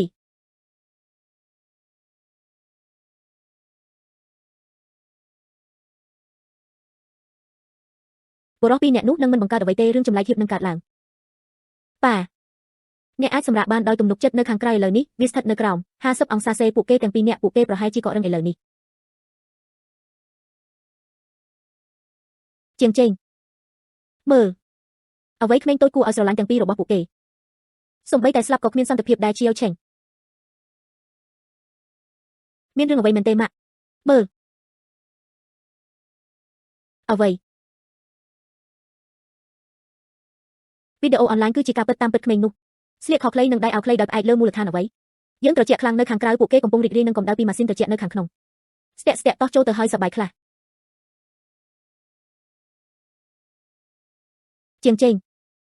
តើយើងធ្វើអ្វីឥឡូវនេះហេតុអ្វីបានជាមានមនុស្សច្រើនលេងនៅខាងក្រៅសួស្ដីបងស្រីចាងឈៀវជាងខ្ញុំបានឃើញមនុស្សជាច្រើនវាបានទៅដល់ផ្ទះរបស់អ្នកសុខសប្បាយជីទេពិបាកនិយាយណាស់វាអាស្រ័យលើរយៈពេលដែលពួកគេអាចបន្តបានអ្នកបានដំឡើងវាសម្រាប់ខ្ញុំកញ្ចក់ការពារគ្រាប់កាំភ្លើងប្រើបានយូរបន្ទាប់មកអ្នកអាចធានាបានខ្ញុំនឹងដំឡើងកញ្ចក់នៅទូទាំងផ្ទះរបស់អ្នកទាំងនោះមានកម្រាស់150សង់ទីម៉ែត្រកុំនិយាយថាពួកគេបានប្រើកម្លាំងឃោឃៅដើម្បីប្រយុទ្ធសូម្បីតែកាំភ្លើងវែងអ្នករបាញ់ក៏មិនអាចទម្លុះវាបានដែរល្អហើយហេតុអ្វីបងស្រីចាងតើអ្នកឃើញនៅឯណាថាមានមនុស្សនៅទីនេះវាស្ថិតនៅក្នុងបង្អួចមានអ្វីខុសបងស្រីចាងបិទភ្លើងភ្លាម តើអ្នកបាននិយាយអ្វីក្មេងនេះត្រូវតែត្រៀមខ្លួនជាមុនកញ្ចក់នេះធន់នឹងគ្រាប់កាំភ្លើងដែលខ្ញុំស្ទើរតែបាក់ដោយសារវាបំបែកវាមិនមានស្នាមប្រេះសំបីតែមួយកន្លែងទេវាមិនល្អទេប្រសិនបើរឿងនេះនៅតែបន្តយើងមិនទាន់បានបំបែកវានៅឡើយទេនោះហើយជាកន្លែងដែលវាបញ្ចប់មើលខ្ញុំមិនជឿទេកៅស្រាសេនជាយិបពួកគេទាំងអស់សុទ្ធតែការពារគ្រាប់កាំភ្លើងដាទៅទីនោះដាបងស្រីចាំងពួកគេហាក់ដូចជាកំពុងដើរមករកអ្នកតើកញ្ចក់របស់អ្នកក៏ធន់នឹងគ្រាប់កាំភ្លើងដែរទេយើងមានតែកញ្ចក់ធម្មតានៅក្នុងផ្ទះរបស់យើងទេ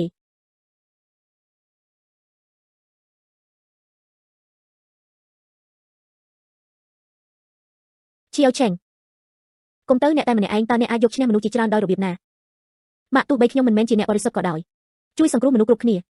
ប៉ុន្តែយើងអាចស្នាក់នៅទីនេះបានអាចទប់ទល់នឹងការឡោមព័ទ្ធរបស់ពួកគេមានសុវត្ថិភាពនិងសម្លេងល្អសន្តិភាពនិងសុវត្ថិភាពមាននៅទីនេះទាំងអស់នេះអរគុណដល់បងស្រីចាំងបងស្រីចាំងមានក៏មានកូនដែរបើខ្ញុំមិនខ្វល់ទេម្ដាយនិងកូនស្រីច្បាស់ជាត្រូវវិនិច្ឆ័យហើយប៉ុន្តែអូស្ត្រីចំណាស់ឲ្យឈៀវឆេងទៅបើគាត់មិនទៅពេញមួយជីវិតនេះពួកគេទាំងអស់គ្នានឹងរស់នៅដោយមានកំហុសជាងជេង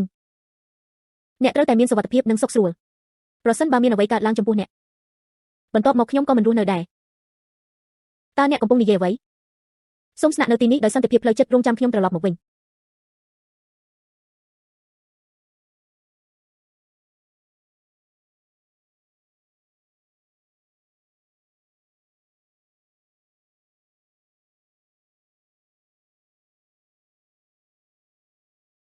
ម៉ាក់ឲ្យខ្ញុំខ្លាចហើយម៉ាក់មិនអនុញ្ញាតឲ្យមនុស្សអាក្រក់ទាំងនេះទេធ្វើបាបអ្នក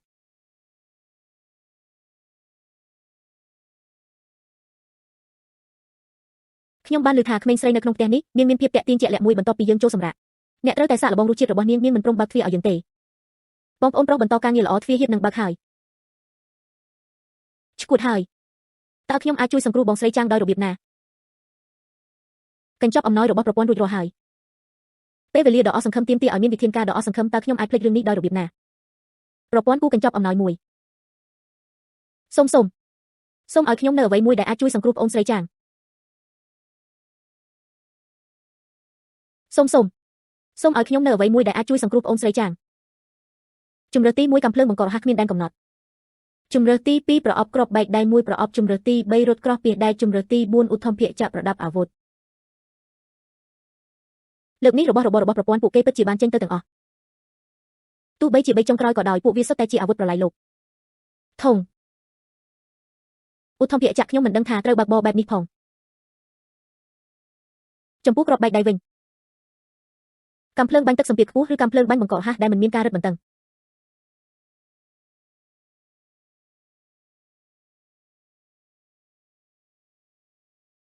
រងចាំមួយផ្លេត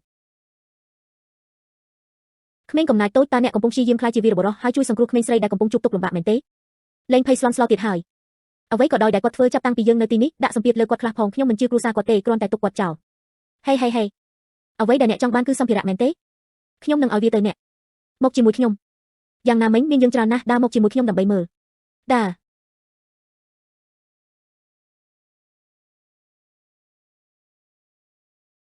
ខ្ញុំកំពុងប្រាប់អ្នកហើយកូនតើខួរក្បាលរបស់គាត់ខូចហើយឬនៅយកកាំភ្លើងក្មេងលេងមួយដើមតើវាធ្វើឲ្យយើងសប្បាយចិត្តទេចូលព្រម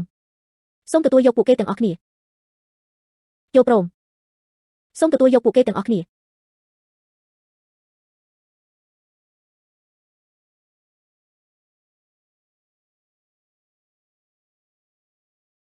បើពួកគេហ៊ានមកម្ដងទៀតខ្ញុំនឹងបង្កប់មួយសម្រាប់រាល់អ្វីដែលអ្នកយកមក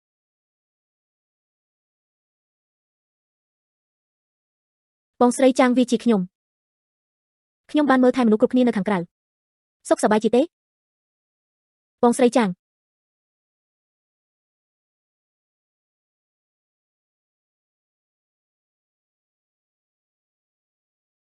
ជំពូកបងស្រីចាំងឆេវជាងអរ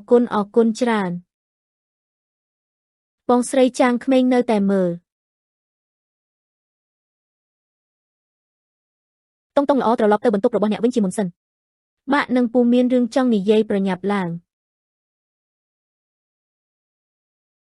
យើងកាលពីអតីតកាលឡ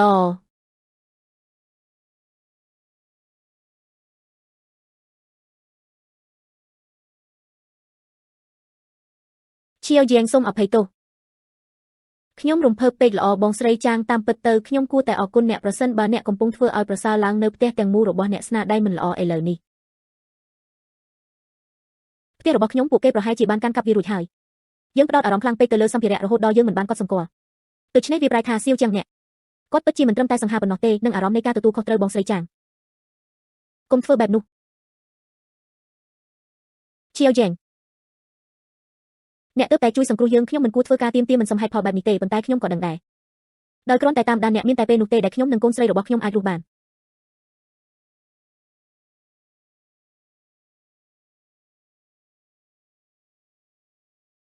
ជាធ្នូនឹងសុំឲ្យខ្ញុំបម្រើអ្នកបងស្រីចាងកុំធ្វើបែបនេះធានាបានខ្ញុំនឹងមិនប្រាប់មិត្តស្រីតូចរបស់អ្នកទេ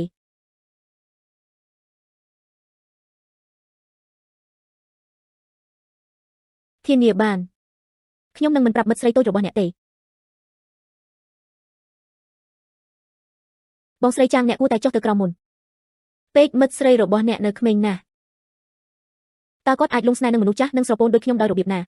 បងស្រីចាងខ្ញុំមិនមានន័យដូច្នោះទេសរុបមក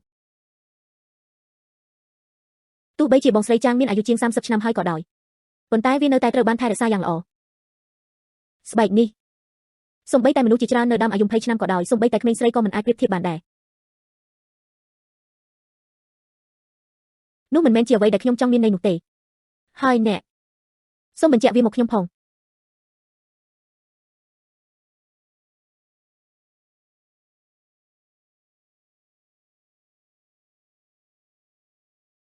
ជាងឆេងអូជាងឆេង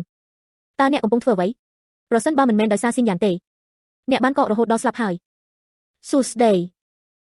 ស៊ីនយ៉ានពួកគេបានបណ្ដេញពួកគេចេញរួចហើយខ្ញុំនឹងនាំបងស្រីចាងត្រឡប់ទៅវិញពេលក្រោយបងស្រីចាងខ្ញុំបានជួយសង្គ្រោះអ្នកដោយសារតែអ្នកបានសង្គ្រោះខ្ញុំអ្នកមិនចាំបាច់គិតអំពីការផ្ដល់ជូនខ្លួនឯងទៅអ្នកអតីតទេប៉ុន្តែបងស្រីចាងខ្ញុំបានឃើញ WeChat Moments របស់អ្នកហើយអ្នកត្រូវតែស្រឡាញ់កូនរបស់អ្នកខ្លាំងណាស់ខ្ញុំបងស្រីចាងបើអ្នកមិនប្រកាន់ទេអាចនាំកូនមកបានតោះយើងត្រឡប់ទៅជាមួយគ្នាវិញឈៀវយ៉ាងអរគុណក្មេងទៅជាមួយពូរបស់អ្នកត្រឡប់ទៅញ៉ាំសាច់វិញអស្ចារ្យណាស់តោះញ៉ាំសាច់បងស្រីចាងតោះវេចខ្ចប់អីវ៉ាន់ហើយត្រឡប់ទៅវិញបំពង់គ្រងចាំមួយផ្លែតខ្ញុំនឹងទៅយកអ្វីមួយល្អ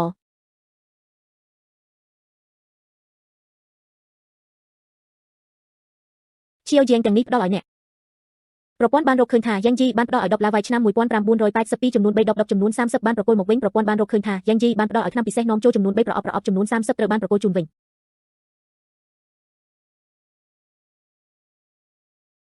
ខ្ញុំដឹងឥឡូវនេះមានការខ្វះខាតសម្ភារៈប៉ុន្តែនៅផ្ទះខ្ញុំទាំងនេះគឺជាអ្វីដែលនៅសល់ទាំងអស់ខ្ញុំសង្ឃឹមថាអ្នកមិនប្រកាន់ទេបងស្រីចាងសូមកុំនិយាយបែបនោះខ្ញុំក៏ត្រូវអរគុណអ្នកដែរសូមឲ្យខ្ញុំសម្រេចបាននៅសេរីភាពឡាវ៉ៃនេះជាមានតែ3ដុល្លារប៉ុណ្ណោះយកព្រមចូលយើងប្រញាប់ឡើងហើយទៅតង់តោះទៅ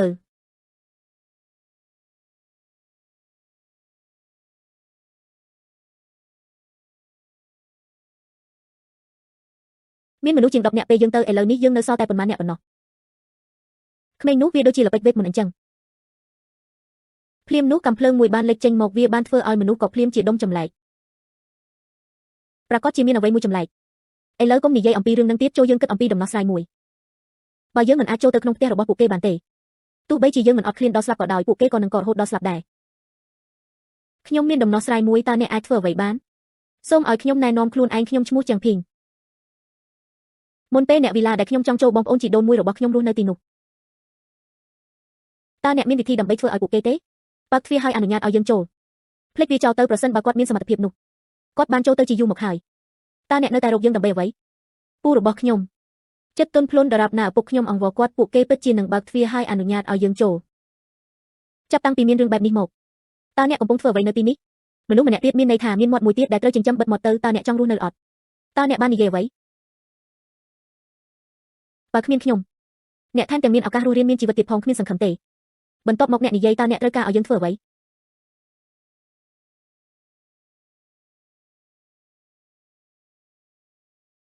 ហេខ្ញុំមិនដែលរំពឹងថាថ្ងៃណាមួយខ្ញុំជាងដាហៃក៏អាចផឹកស្រាឡាវ៉ៃឆ្នាំ1982ហេសូមអភ័យទោសខ្ញុំសូមទោសដែលធ្វើឲ្យអ្នកពិបាកចិត្តបងស្រីចាង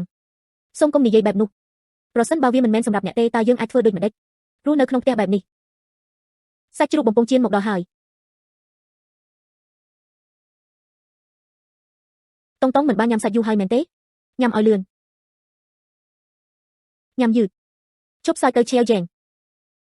គ្រោះមហន្តរាយនេះមិនទាន់ចប់នៅឡើយទេនេះជាស្រាក្រហមម្ដងទៀតសាច់ជ្រូកបំពង់ម្ដងទៀតវាជាការប្រសើរជាងក្នុងការសន្សំសំចៃបងស្រីចាងកុំបារម្ភអំពីសម្ភារៈកុំមានអារម្មណ៍ថាមានកំហុសអ្នកពិតជាមិនបានញ៉ាំគ្រប់គ្រាន់សម្រាប់អាហារពេលល្ងាចទេញ៉ាំឲ្យលឿនញ៉ាំ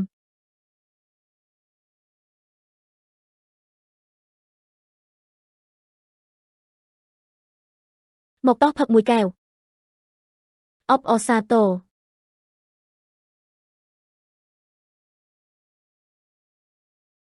ខ្ញុំរត់ទៅរកអ្នកតម្លៃ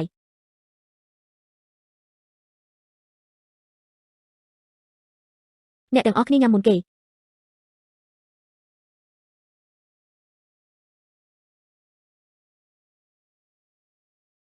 មានអ្វីខុសទឹកមុខរបស់គាត់ស្រាប់តែផ្លាស់ប្ដូរអន់ណាស់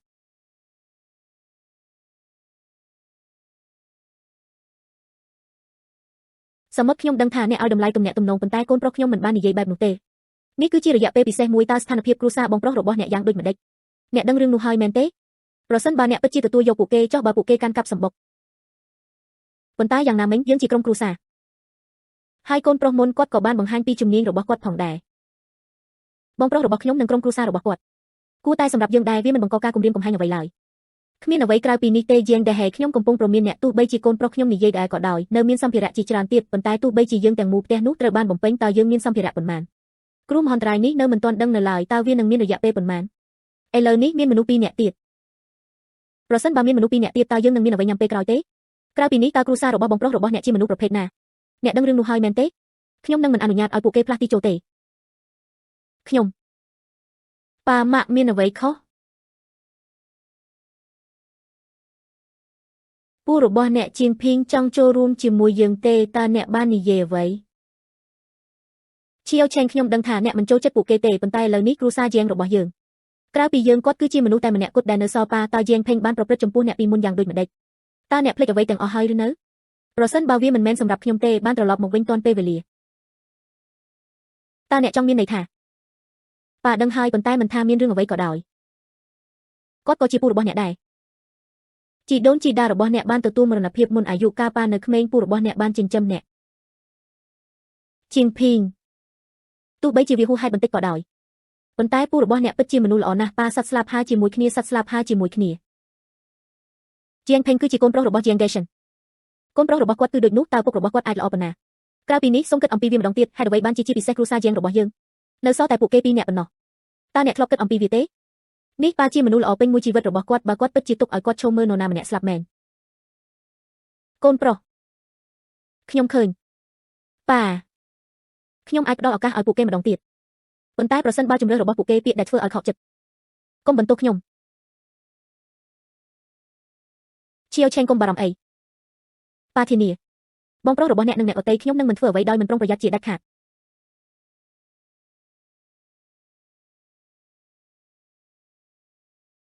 សួស្ដីបងប្រុសធំខ្ញុំនិងឆេវឆេងបានព្រមព្រៀងគ្នារួចហើយមកទីនេះឲ្យលឿនឈៀវឆេងអ្នកពិតជាចង់ឲ្យពូរបស់អ្នកនិងក្រុមគ្រួសាររបស់គាត់មកទីនេះពួកគេពិតជាមានចិត្តណាលាក់កំបាំងម៉ាក់ខ្ញុំដឹងបន្ទាប់មកអ្នកនៅតែប៉ុន្តែប្រសិនបើខ្ញុំមិនធ្វើបែបនោះទេប៉ាប្រកាសជាមានអារម្មណ៍ថាខ្លួនមានកំហុសពេញមួយជីវិតហេតុអ្វីមិនអីទេម៉ាក់កុំបារម្ភអីខ្ញុំដឹងពីអ្វីដែលខ្ញុំកំពុងធ្វើជាងភីងជាងដេសិនបងប្អូនល្អជាងកុំធ្វើអ្វីដែលមិនប្រុងប្រយ័ត្ន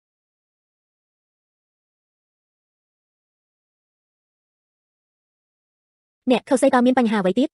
ហៅទូរស័ព្ទទៅនរណាម្នាក់ឲ្យលឿនហៅទូរស័ព្ទលឿនមួយគ្រួសារសមុទ្រពីមុនខ្ញុំមានការយល់ដឹងខ្លះអំពីខើសីនេះការបង្ហូរទឹកនិងវិន័យឲ្យគាត់ផ្ដោតលើការងារកុំឡើងលើទូកតែមួយជាមួយគាត់ឲ្យសោះអូ នោះជាទាំងអស់សម្រាប់អ្វីដែលព្រះអម្ចាស់បានធ្វើគុំត្រឡប់មករកខ្ញុំវិញអីខ្ញុំនៅតែស្គាល់ក្មួយប្រុសម្នាក់នេះផងពូយីបាននិយាយថាខ្ញុំនឹងមិនធ្វើបែបនោះម្ដងទៀតទេជីតារបស់ខ្ញុំបានបង្រៀនខ្ញុំនៅមេរៀនមួយតាមរយៈពាក្យសម្ដីរបស់គាត់នេះជាការដេញថ្លៃរបស់ខេត្តនេះអាសមាគមប្រកួតប្រជែងស្ទីលនេះដែលយើងកំពុងនិយាយអំពីវាត្រូវបានផ្ដល់ឲ្យដោយសមាគមប្រកួតប្រជែងសមាគមប្រកួតប្រជែងការរួមបញ្ចូលគ្នានៃសាខាការរួមបញ្ចូលគ្នានៃសាខាតើមានሸមគ្រប់គ្រាន់ទេសម្រស់ដែលគ្មានភាពល្បីល្បាញគឺល្អ7ទ្រព្យសម្បត្តិល្អនេះមិនមែនជាផ្ទះរបស់អ្នកទេគ្រាន់តែជាភ្ញៀវកងជារំភើបណាស់អ្វីដែលលោកឈៀវឆេងបាននិយាយនោះគឺជីងជីអ្នកយកយានត្រឡប់ទៅវិញស៊ីវិញលេបឲ្យបានល្អការប្រកួតប្រជែងសម្លេងយើងជាហ្វេងដាគេអ្នកមិនទាន់បានទទួលវានៅឡើយទេមែនទេយើងផ្ដល់ឲ្យអ្នកតែប៉ុណ្ណោះល្អ7អូ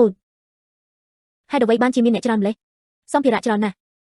នេះមានទាំងត្រីនិងសាច់នេះគឺជាឈៀវឆេងសម្ភារៈដែលបានយកមកមុនតើសម្ភារៈនៅឯណាតើរឿងនេះនឹងបញ្ចប់នៅពេលណាពេលខ្ញុំចូលទៅភ្លាមខ្ញុំក៏សួររបៀបតើអ្នកមានគំនិតផ្សេងទៀតទេមើលអ្វីដែលពួកគេកំពុងនិយាយបងប្រុសរបស់អ្នកមិនសួរសំណួរដោយចៃដន្យទេបន្ទាប់មកចំណាយពេលរបស់អ្នកសួរប៉ាម៉ាក់ខ្ញុំនឹងសញ្ញាណបានត្រឡប់ទៅបន្ទប់របស់យើងវិញដើម្បីសម្រាប់ជាមុនសិនបងប្រុសច្បងជាងភីងចុះបន្ទប់2នៅជិតច្រកចូលវិញរួចរាល់ហើយចុះបន្ទប់នៅក្នុងវីឡានេះវិញពួកគេភាកច្រើនទេអ្នកទាំងអស់គ្នាងូតទឹកមុនគេងូតទឹកក្តៅឬអ្វីមួយតោះឡើងកម្ដៅខ្លួនបន្តទៅមុខហើយធ្វើរឿងរបស់អ្នកខ្ញុំមិនបានរំពឹងថាក្មេងស្រីតូចគួរឲ្យស្រឡាញ់នោះទេដូច្នេះការពារខ្លួនយើងនៅតែមិនដឹងថាសម្ភារៈនៅឯណាទេវីឡាធំបែបនេះនៅពេលដែលអ្នកបានដោះស្រាយជាមួយពួកគេរួចហើយចូលយើងស្វែងរកយឺតជាងជេងអូនតូចគួរឲ្យស្រឡាញ់មើលពីរបៀបដែលខ្ញុំប្រព្រឹត្តចំពោះអ្នក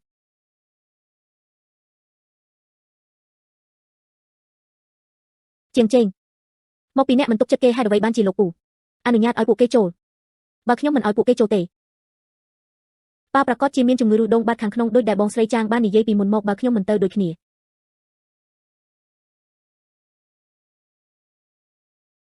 កុំបារម្ភអីប្រសិនបើពួកគេមិនបានធ្វើអ្វីដោយមិនប្រុងប្រយ័ត្នទេអ្វីនឹងល្អប្រសើរប្រសិនបើពួកគេជាការពិតប្រសិនបើអ្នកបង្កបញ្ហាខ្លះខ្ញុំបានគិតរួចហើយពីរបៀបដោះស្រាយជាមួយពួកគេតើធ្វើដូចម្តេចដើម្បីដោះស្រាយវាប៉ាជាមនុស្សល្អពេញមួយជីវិតរបស់គាត់ភាពប្រងើយកន្តើយបែបនេះចំពោះនរណាម្នាក់ដែលស្លាប់គាត់បានប៉ាន់ស្មានថានៅសល់នៃជីវិតរបស់គាត់ពួកគេទាំងអស់គ្នាត្រូវរស់នៅជាមួយនឹងកំហុសគីជាងផេងនិងជាងដេសវាក៏មិនមែនជារឿងល្អដែរបានរកឃើញម៉ាស៊ីនខ្ញុំបានទទួលអំណោយពីប្រព័ន្ធចំនួន4ដងរួចហើយការធ្វើឲ្យប្រសើរឡើងនៅទំហំប្រព័ន្ធសត្វរស់ក៏អាចរួមបញ្ចូលបានដែររវាងចន្លោះប្រព័ន្ធលំហប្រព័ន្ធចំណូលសត្វមានជីវិតប្រាកដណាស់ដូចដែលរំពឹងទុកនៃប្រព័ន្ធរស់រានមានជីវិតពេលអ្នកមួយគេងសូមយកខ្នើយមកជាមួយប៉ាខ្ញុំអាចផ្ដល់ឱកាសឲ្យពួកគេបានប៉ុន្តែប្រសិនបើជំរឿនរបស់ពួកគេពាក្យដែលធ្វើឲ្យខកចិត្តបន្ទាប់មកគុំបន្ទោសខ្ញុំឆេវឆេងគុំបារម្ភអីប៉ាធានាបងប្រុសរបស់អ្នកនិងអ្នកអតីតទៀតនឹងមិនដែលធ្វើអ្វីដោយមិនប្រុងប្រយ័ត្នឡើយ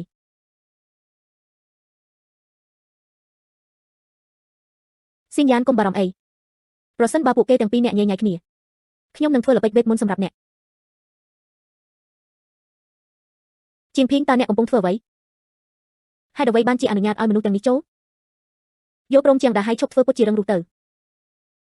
ពេលអ្នកធ្វើបាបកូនប្រុសខ្ញុំតើអ្នកធ្លាប់គិតអំពីថ្ងៃនេះទេជាងដែលឈប់ធ្វើការចាប់ប្រកាន់ដែលគ្មានមូលដ្ឋានទៀតវាគឺជាជាងផេងដែលបានលួចវាអាហារដែលឈៀវឆេងបានផ្ដល់ឲ្យយើងខ្ញុំមិនខ្វល់ទេតើអ្នកកំពុងធ្វើអ្វីត្រូវធ្វើអ្វីអូនតូចគួរឲ្យស្រឡាញ់ខ្ញុំបានប្រាប់អ្នកហើយខ្ញុំមិនអនុញ្ញាតឲ្យអ្នកទៅណាចោលជាដាច់ខាតខ្ញុំគិតថាអ្នកភ្លេចហើយអ្វីដែលខ្ញុំបានប្រាប់អ្នកពីមុនមកជាងឆេងខ្ញុំដឹងថាអ្នកពូកែខាងប្រយុទ្ធណាស់ប៉ុន្តែឪពុកម្ដាយរបស់អ្នកស្ថិតនៅក្នុងដៃរបស់ខ្ញុំមានមនុស្សច្រើនណាស់ឥឡូវនេះតើអ្នកអាចយកឈ្នះគាត់បានទេអ្នកមិនបានបើកទ្វារទេពេលខ្ញុំសុំឲ្យអ្នកបើកយើងចូលហើយឥឡូវនេះដល់ពេលដែលអ្នកត្រូវចាក់ចេញហើយលើជាងជេងតើសម្ភារៈនៅឯណាប្រាប់ខ្ញុំបានលាក់ខ្លួននៅក្នុងកន្លែងដែលអ្នកនឹងមិនដែលរកឃើញបដិសេធមិនព្រមញ៉ាំនំប៉័ងអាំងតើអ្នកចង់ត្រូវទទួលទោសទេទុកឲ្យខ្ញុំទៅបើកអូនជាមនុស្សអាក្រក់លេងម្ដាយខ្ញុំទៅតុងល្អហើយកុំខ្លាចអីជាងជេងអ្នកគួរតែគិតគូររឿងនេះឲ្យបានល្អជាងស្ត្រីស្អុយមាត់នៅចំពោះមុខអ្នកនាងបានធ្វើវាយោមិត្តស្រីតូចនៅពីក្រោយអ្នកក៏មិនអាក្រក់ដែរអ្នកកំពុងរកមើលបីជាងភីងតើអ្នកនឹងធ្វើអ្វីគាត់ជាបងប្អូនជីដូនមួយរបស់អ្នកបងប្អូនជីដូនមួយរបស់ខ្ញុំតើមានអ្វីកើតឡើងចំពោះបងប្អូនជីដូនមួយរបស់ខ្ញុំវាគឺជាទីបញ្ចប់នៃពិភពលោកអូដោយវិធីនេះតើអ្នកដឹងទេថាហេតុអ្វីថ្ងៃនេះតែប៉ុណ្ណោះតើខ្ញុំនឹងប៉ាមកទេ ពីព្រោះយើងសម្ភារៈរបស់ម៉ាក់ខ្ញុំពួកគេបានស៊ីវាទាំងអស់នាងបានអត់ឃ្លានរយៈពេល3ខែតូចគួរឲ្យស្រឡាញ់អូនតូចគួរឲ្យស្រឡាញ់មានអ្វីខុសតូចពាក្យគេថា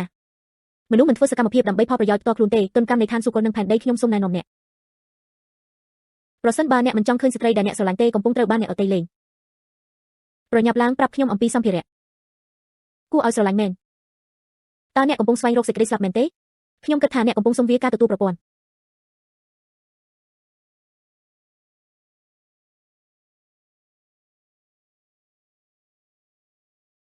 អូនតូចគួរឲ្យស្រឡាញ់តើអ្នកយកជេងផេងទៅណាខ្ញុំនឹងនាំអ្នកទៅជួបគាត់ភ្លាមទទួលអ្នកតើអ្នកបានធ្វើអ្វីខ្ញុំបានផ្ដល់ឱកាសឲ្យអ្នកពីមុនឥឡូវនេះខ្ញុំឃើញឬមួយក៏ខ្ញុំចិត្តល្អពេកកូនប្រុសតើមនុស្សទាំងនោះមកពីណាឥឡូវនេះមិនបានជាពួកគេបាត់ខ្លួនទាំងអស់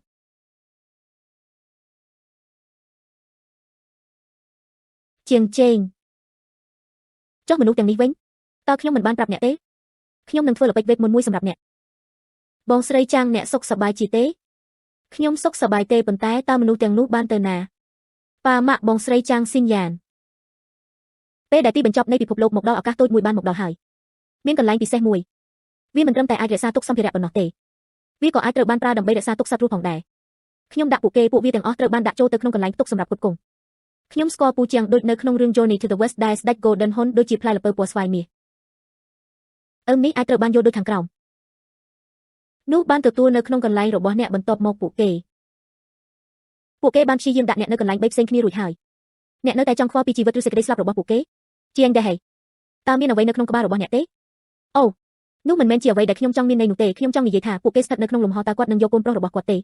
សម្ភារៈដែលលាក់ទុកត្រូវបានគេបរិភោគកុំបារម្ភអីប៉ាខ្ញុំមិនឲ្យពួកគេចោះចាញ់ទេរឿងនេះខ្ញុំនឹងដោះស្រាយវា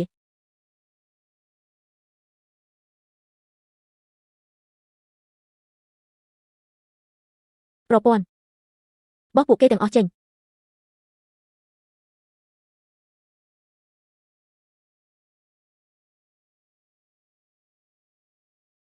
តើអ្នកបានធ្វើអ្វីដល់យើងអ្នកពួកគេទាំងអស់សុទ្ធតែមិនអាចកែប្រែបាន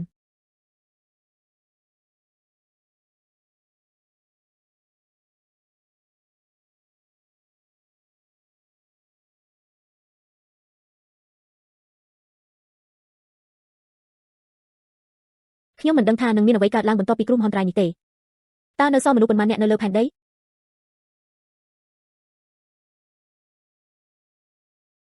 ដោយមិននឹកស្មានដល់នៅក្នុងវិវរណៈនេះអ្នកនៅតែអាចញ៉ាំវាបាននំប៉ោងក្តៅហុយញ៉ាំ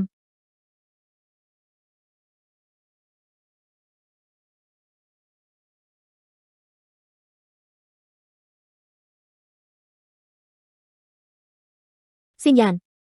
អ្នកសុខសប្បាយជាទេឡ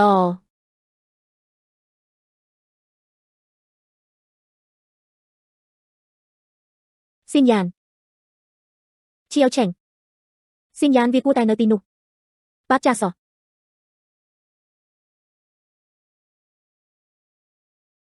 នេះនឹងជារឿងធម្មតានេះពិតជាឱកាសដ៏រីករាយមួយប៉ុន្តែនេះគឺជាវិនាសកម្មអ្នកនិយាយថាក្មេងស្រីនេះប្រសិនបើវាពិតជាកើតឡើងមែនតើយើងសម្រាលកូនដោយរបៀបណាប៉ាចាសោះឪពុកម្ដាយអ្នកញ៉ាំមុនខ្ញុំនឹងឡើងទៅមើល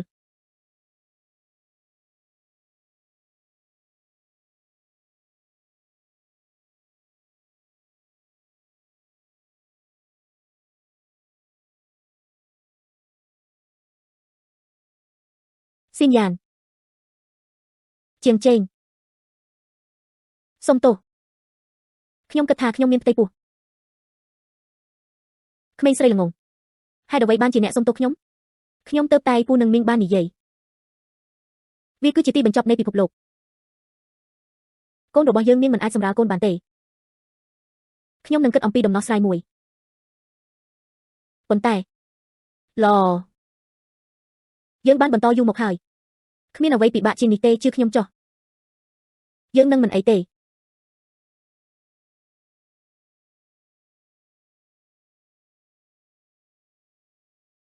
ឈៀវជាងស៊ីនយ៉ានតើនាងមានផ្ទៃពោះទេវាគឺជាទីបញ្ចប់នៃពិភពលោកមិនអាចទៅមន្ទីរពេទ្យបានទេខ្ញុំដឹងខ្ញុំកំពុងព្យាយាមរកវិធីមួយ ប្រសិនបើអ្នកអាចរកឃើញឧបករណ៍សម្រាលកូនខ្ញុំអាចសម្រាលកូនរបស់ឈិនញ៉ានបានតើអ្នកបាននិយាយអ្វីមុនពេលខ្ញុំចាប់ផ្ដើមអាជីវកម្មរបស់ខ្ញុំបានធ្វើការជាគិលានុបដ្ឋាយិកាមួយរយៈពិតមែនឬបងស្រីចាង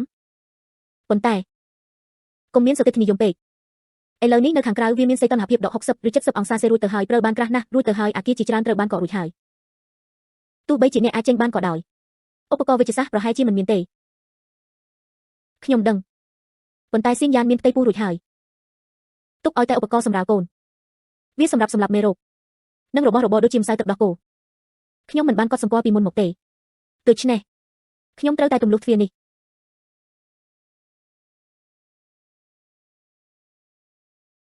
ប៉ុន្តែឈៀវយ៉ាងលោកយ៉ាងនិយាយត្រូវខាងក្រៅរួចទៅហើយវាមានសីតុណ្ហភាពដក60ឬ70អង្សាសេនឹងអាចមានហានិភ័យដែលមិនស្គាល់ឪពុកម្ដាយអ្នកបានចិញ្ចឹមខ្ញុំដល់វ័យពេញវ័យឥឡូវនេះខ្ញុំជាឪពុកហើយខ្ញុំគួរតែទទួលខុសត្រូវខ្ញុំត្រូវតែទទួលខុសត្រូវកុំបារម្ភអីខ្ញុំនឹងមិនអីទេ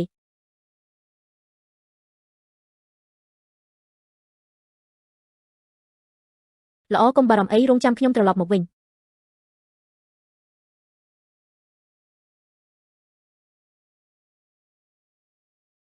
ខ្ញុំកំពុងរងចាំអ្នកក្មេងស្រីអ្នកបានរកឃើញបុរសល្អម្នាក់ហើយជាងជេងតែងតែល្អបំផុតអូព្រះជាម្ចាស់ឲ្យហេតុអ្វីបានជាអ្នកទើបតែចាក់ចេញពីផ្ទះវាចាប់ដើមត្រជាក់ពេកហើយមិនអាចឈរបាន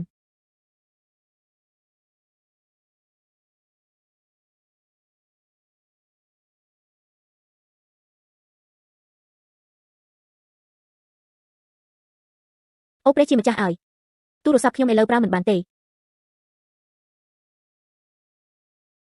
ខ្ញុំចាំថាវាស្ថិតនៅក្នុងតំបន់នេះវាជិតដល់ហើយតើយើងគួរធ្វើអ្វីតើខ្ញុំនឹងធ្វើអ្វីបើខ្ញុំរកផ្លូវមិនឃើញ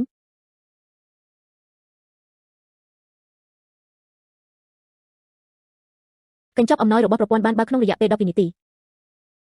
តាមទំនៀមទម្លាប់អ្វីដែលកញ្ចប់អំណោយរបស់ប្រព័ន្ធផ្ដល់ជូនរាល់ពេលសុទ្ធតែជាតម្រូវការចាំបាច់ខ្ញុំឆ្ងល់ថាតើពួកគេនឹងផ្ដល់អ្វីលើកនេះកញ្ចប់អំណោយប្រព័ន្ធការរៀបចំរួចរាល់ជម្រើស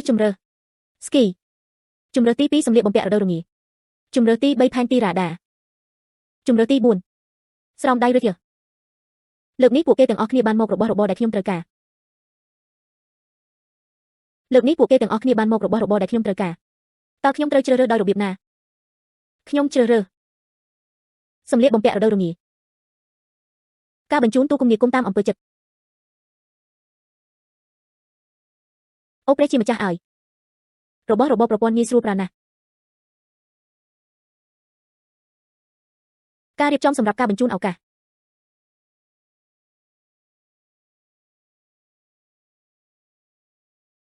បានមកដល់មន្ទីរពេទ្យហើយប្រព័ន្ធនេះល្អណាស់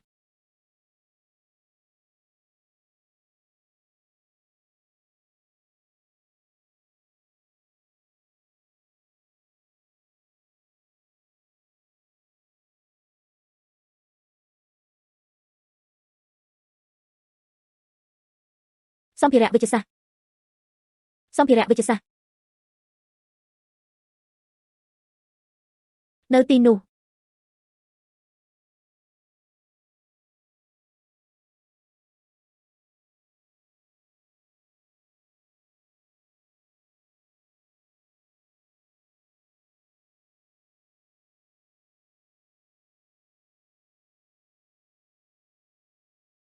ឃ្លីសេរ៉េង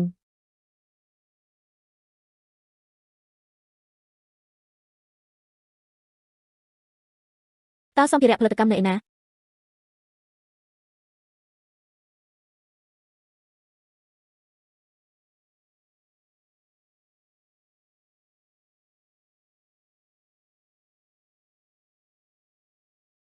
ឈួតហើយតើអសស្ថានសម្នៅឯណាពិតប្រាកដ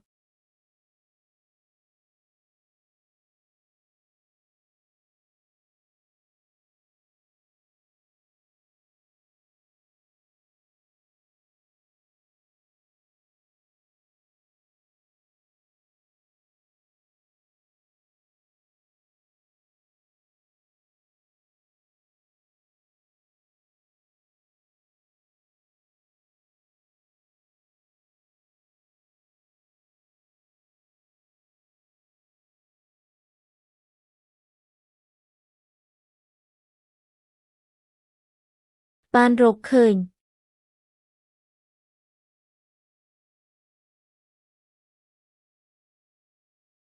ម៉ាក់ព្រើនៅខាងក្រៅធ្លាក់ខ្លាំងណាស់តើពួកខ្ញុំនឹងមិនអីទេម៉ាក់ខ្ញុំមិនស្គាល់ Jiang Cheng ទេតើស្ថានភាពបច្ចុប្បន្នយ៉ាងម៉េចដែរក្មេងស្រីកុំបារម្ភអីពីទីនេះទៅមន្ទីរពេទ្យការធ្វើដំណើរទៅមកគឺតិចជាង2គីឡូម៉ែត្រ Jiang Cheng ប្រកាសជាមិនអីទេមែនហើយក្មេងស្រីបញ្ហាបន្ទាន់បំផុតរបស់អ្នកនៅពេលនេះគឺវាមានន័យថាការថែរក្សាទារកឲ្យបានល្អនេះមិនត្រឹមតែជាកូនរបស់អ្នកនឹង Jiang Cheng ប៉ុណ្ណោះទេពួកគេក៏ជាកូនរបស់គ្រួសារ Jiang របស់យើងដែរមនុស្សល្អតែងតែមានសំណាង Jiang វាមិនអីទេអរគុណបងស្រីចាងខ្យល់នឹងព្រើធ្លាក់ខ្លាំងណាស់Jiang Cheng អ្នកពិតជាមិនអីទេ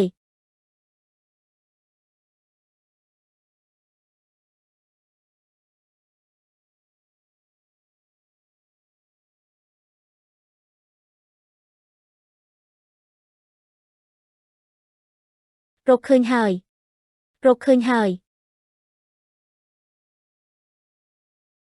ប្រព័ន្ធកន្លែងទទួលភ្ញៀវទាំងអស់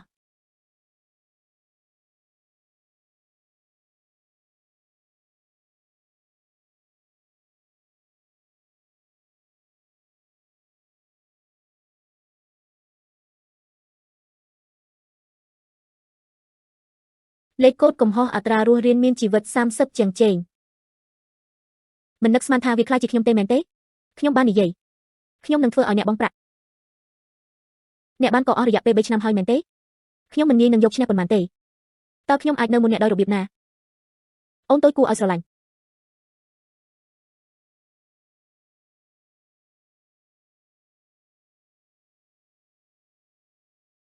Jiang Chengគួរឲ្យស្រឡាញ់មែនសូមអង្វរខ្ញុំធ្វើឲ្យខ្ញុំសប្បាយចិត្តខ្ញុំប្រហែលជាទុកជីវិតឆ្កែរបស់អ្នក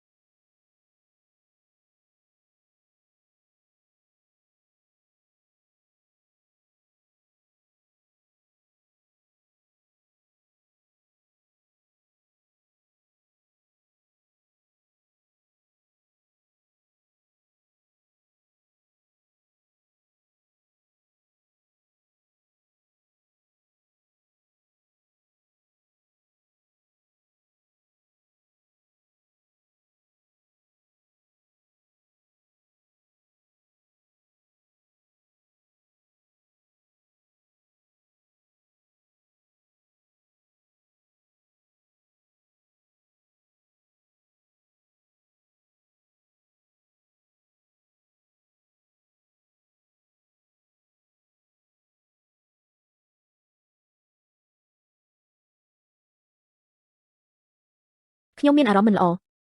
មានរឿងអ្វីមែនទេសៀនយ៉ានទេខ្ញុំត្រូវចេញទៅពិនិត្យ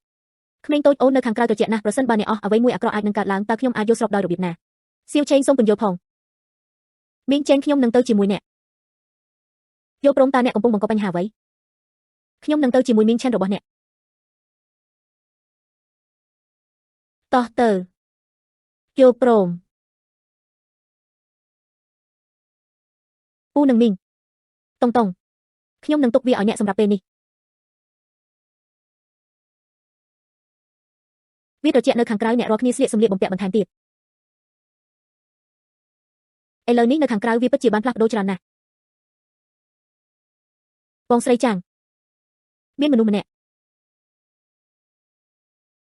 វាហាក់ដូចជាJiang Cheng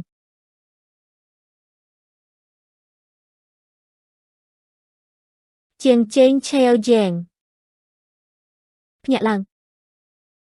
Jiang Chengសូមមេត្តាកុំឲ្យមានអ្វីកើតឡើងចំពោះអ្នកខ្ញុំមិននៅឆ្ងាយពីផ្ទះឥឡូវនេះទេចូលយើងនិយាយអំពីJiang Chengជាមុនសិនបានជួយសង្គ្រោះ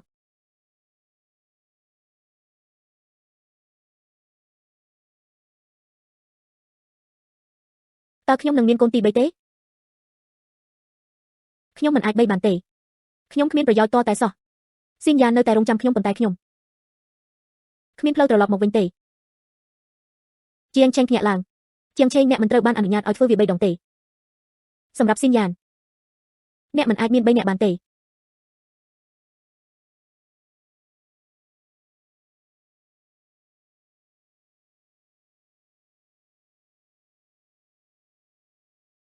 ភ្ញាក់ពីដំណេកម៉ាក់អរគុណព្រះជាម្ចាស់ឈៀវឆេងខ្ញុំពិតជារីករាយណាស់ដែលអ្នកសុខសប្បាយជាទេខ្ញុំមិនមានបីទេអូចក្មេងល្ងងតើអ្នកកំពុងនិយាយអំពីរឿងមិនសមហេតុផលអ្វីអ្នកតើវាមិនល្អទេបើគ្រាន់តែមិននៅរស់ប៉ាម៉ាក់ស៊ីនយ៉ានជាងចេងខ្ញុំពិតជារីករាយណាស់ដែលអ្នកសុខសប្បាយជាទេឈៀវឆេងខ្ញុំកំពុងប្រាប់អ្នកបានរស់ជីវិតហើយឬនៅសូមអរគុណដល់ឆេងយ៉ានប្រសិនបើមិនមែនដោយសារស៊ីនយ៉ានទេខ្ញុំស្រាប់តែមានអារម្មណ៍មិនល្អមានផ្ទៃពោះខ្ញុំទូចចង់ចេញទៅរកអ្នកបើមិនដូច្នោះទេយើងមិនអាចនៅទីនេះបានទេខ្ញុំបានកត់សម្គាល់ឃើញអ្នកភ្លាមនៅពេលដែលខ្ញុំបានឃើញអ្នកស៊ីនយ៉ានខ្ញុំនៅទីនេះអរគុណតើអ្នកកំពុងនិយាយអ្វីខ្ញុំមិនចង់ឲ្យកូនខ្ញុំកើតមកទេគាត់កើតមកដោយគ្មានឪពុក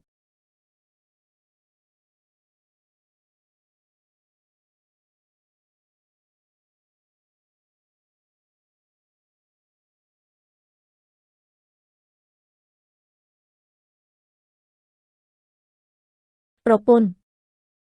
អ្នកមានផ្ទៃពោះជិះវៀងការហាត់ប្រាណខ្លាំងតើអ្នកដឹងអ្វីខ្លះយូរកាលក្រោយសម្រាលកូនវាធ្វើឲ្យការសម្រាលកូនតាមបែបធម្មជាតិកាន់តែងាយស្រួលមិនអីទេទៅចុះប្រពន្ធតើគ្រោះមហន្តរាយនេះនឹងមានរយៈពេលប៉ុន្មាន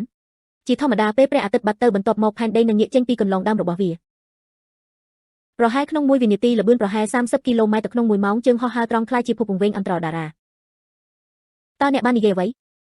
ម្ចាស់ផ្ទះឲ្យសូមកុំប្រញាប់អីស្ថានភាពបច្ចុប្បន្ននៃព្រះអាទិត្យលើពីអ្វីដែលម្ចាស់ផ្ទះស្រមៃវាល្អជាងបន្តិចផ្កាយព្រះអាទិត្យរលត់ទៅ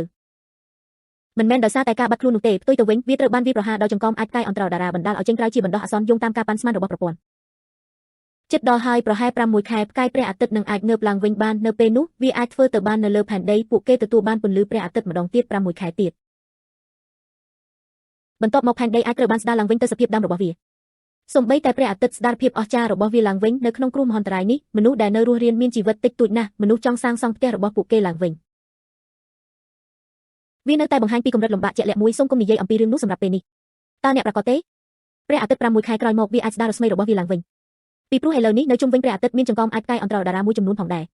ប្រសិនបើចលនារបស់ព្រះអាទិត្យអាចផ្កាយទាំងនេះត្រូវបានស្រូបចូលម្ដងទៀតវាអាចបណ្ដាលឲ្យមានព្រះអាទិត្យពេលវេលាដែលត្រូវការដើម្បីពន្លត់គឺយូរជាងមានអាចផ្កាយធំមួយចំនួនផងដែរនិងផ្លាស់ប្ដូរទីដៅហោះទៅផែនដីពេលវេលាជាក់លាក់មិនស្គាល់នោះគឺផែនដីអាចនៅតែមានគ្រោះមហន្តរាយដ៏ធំមួយទៀត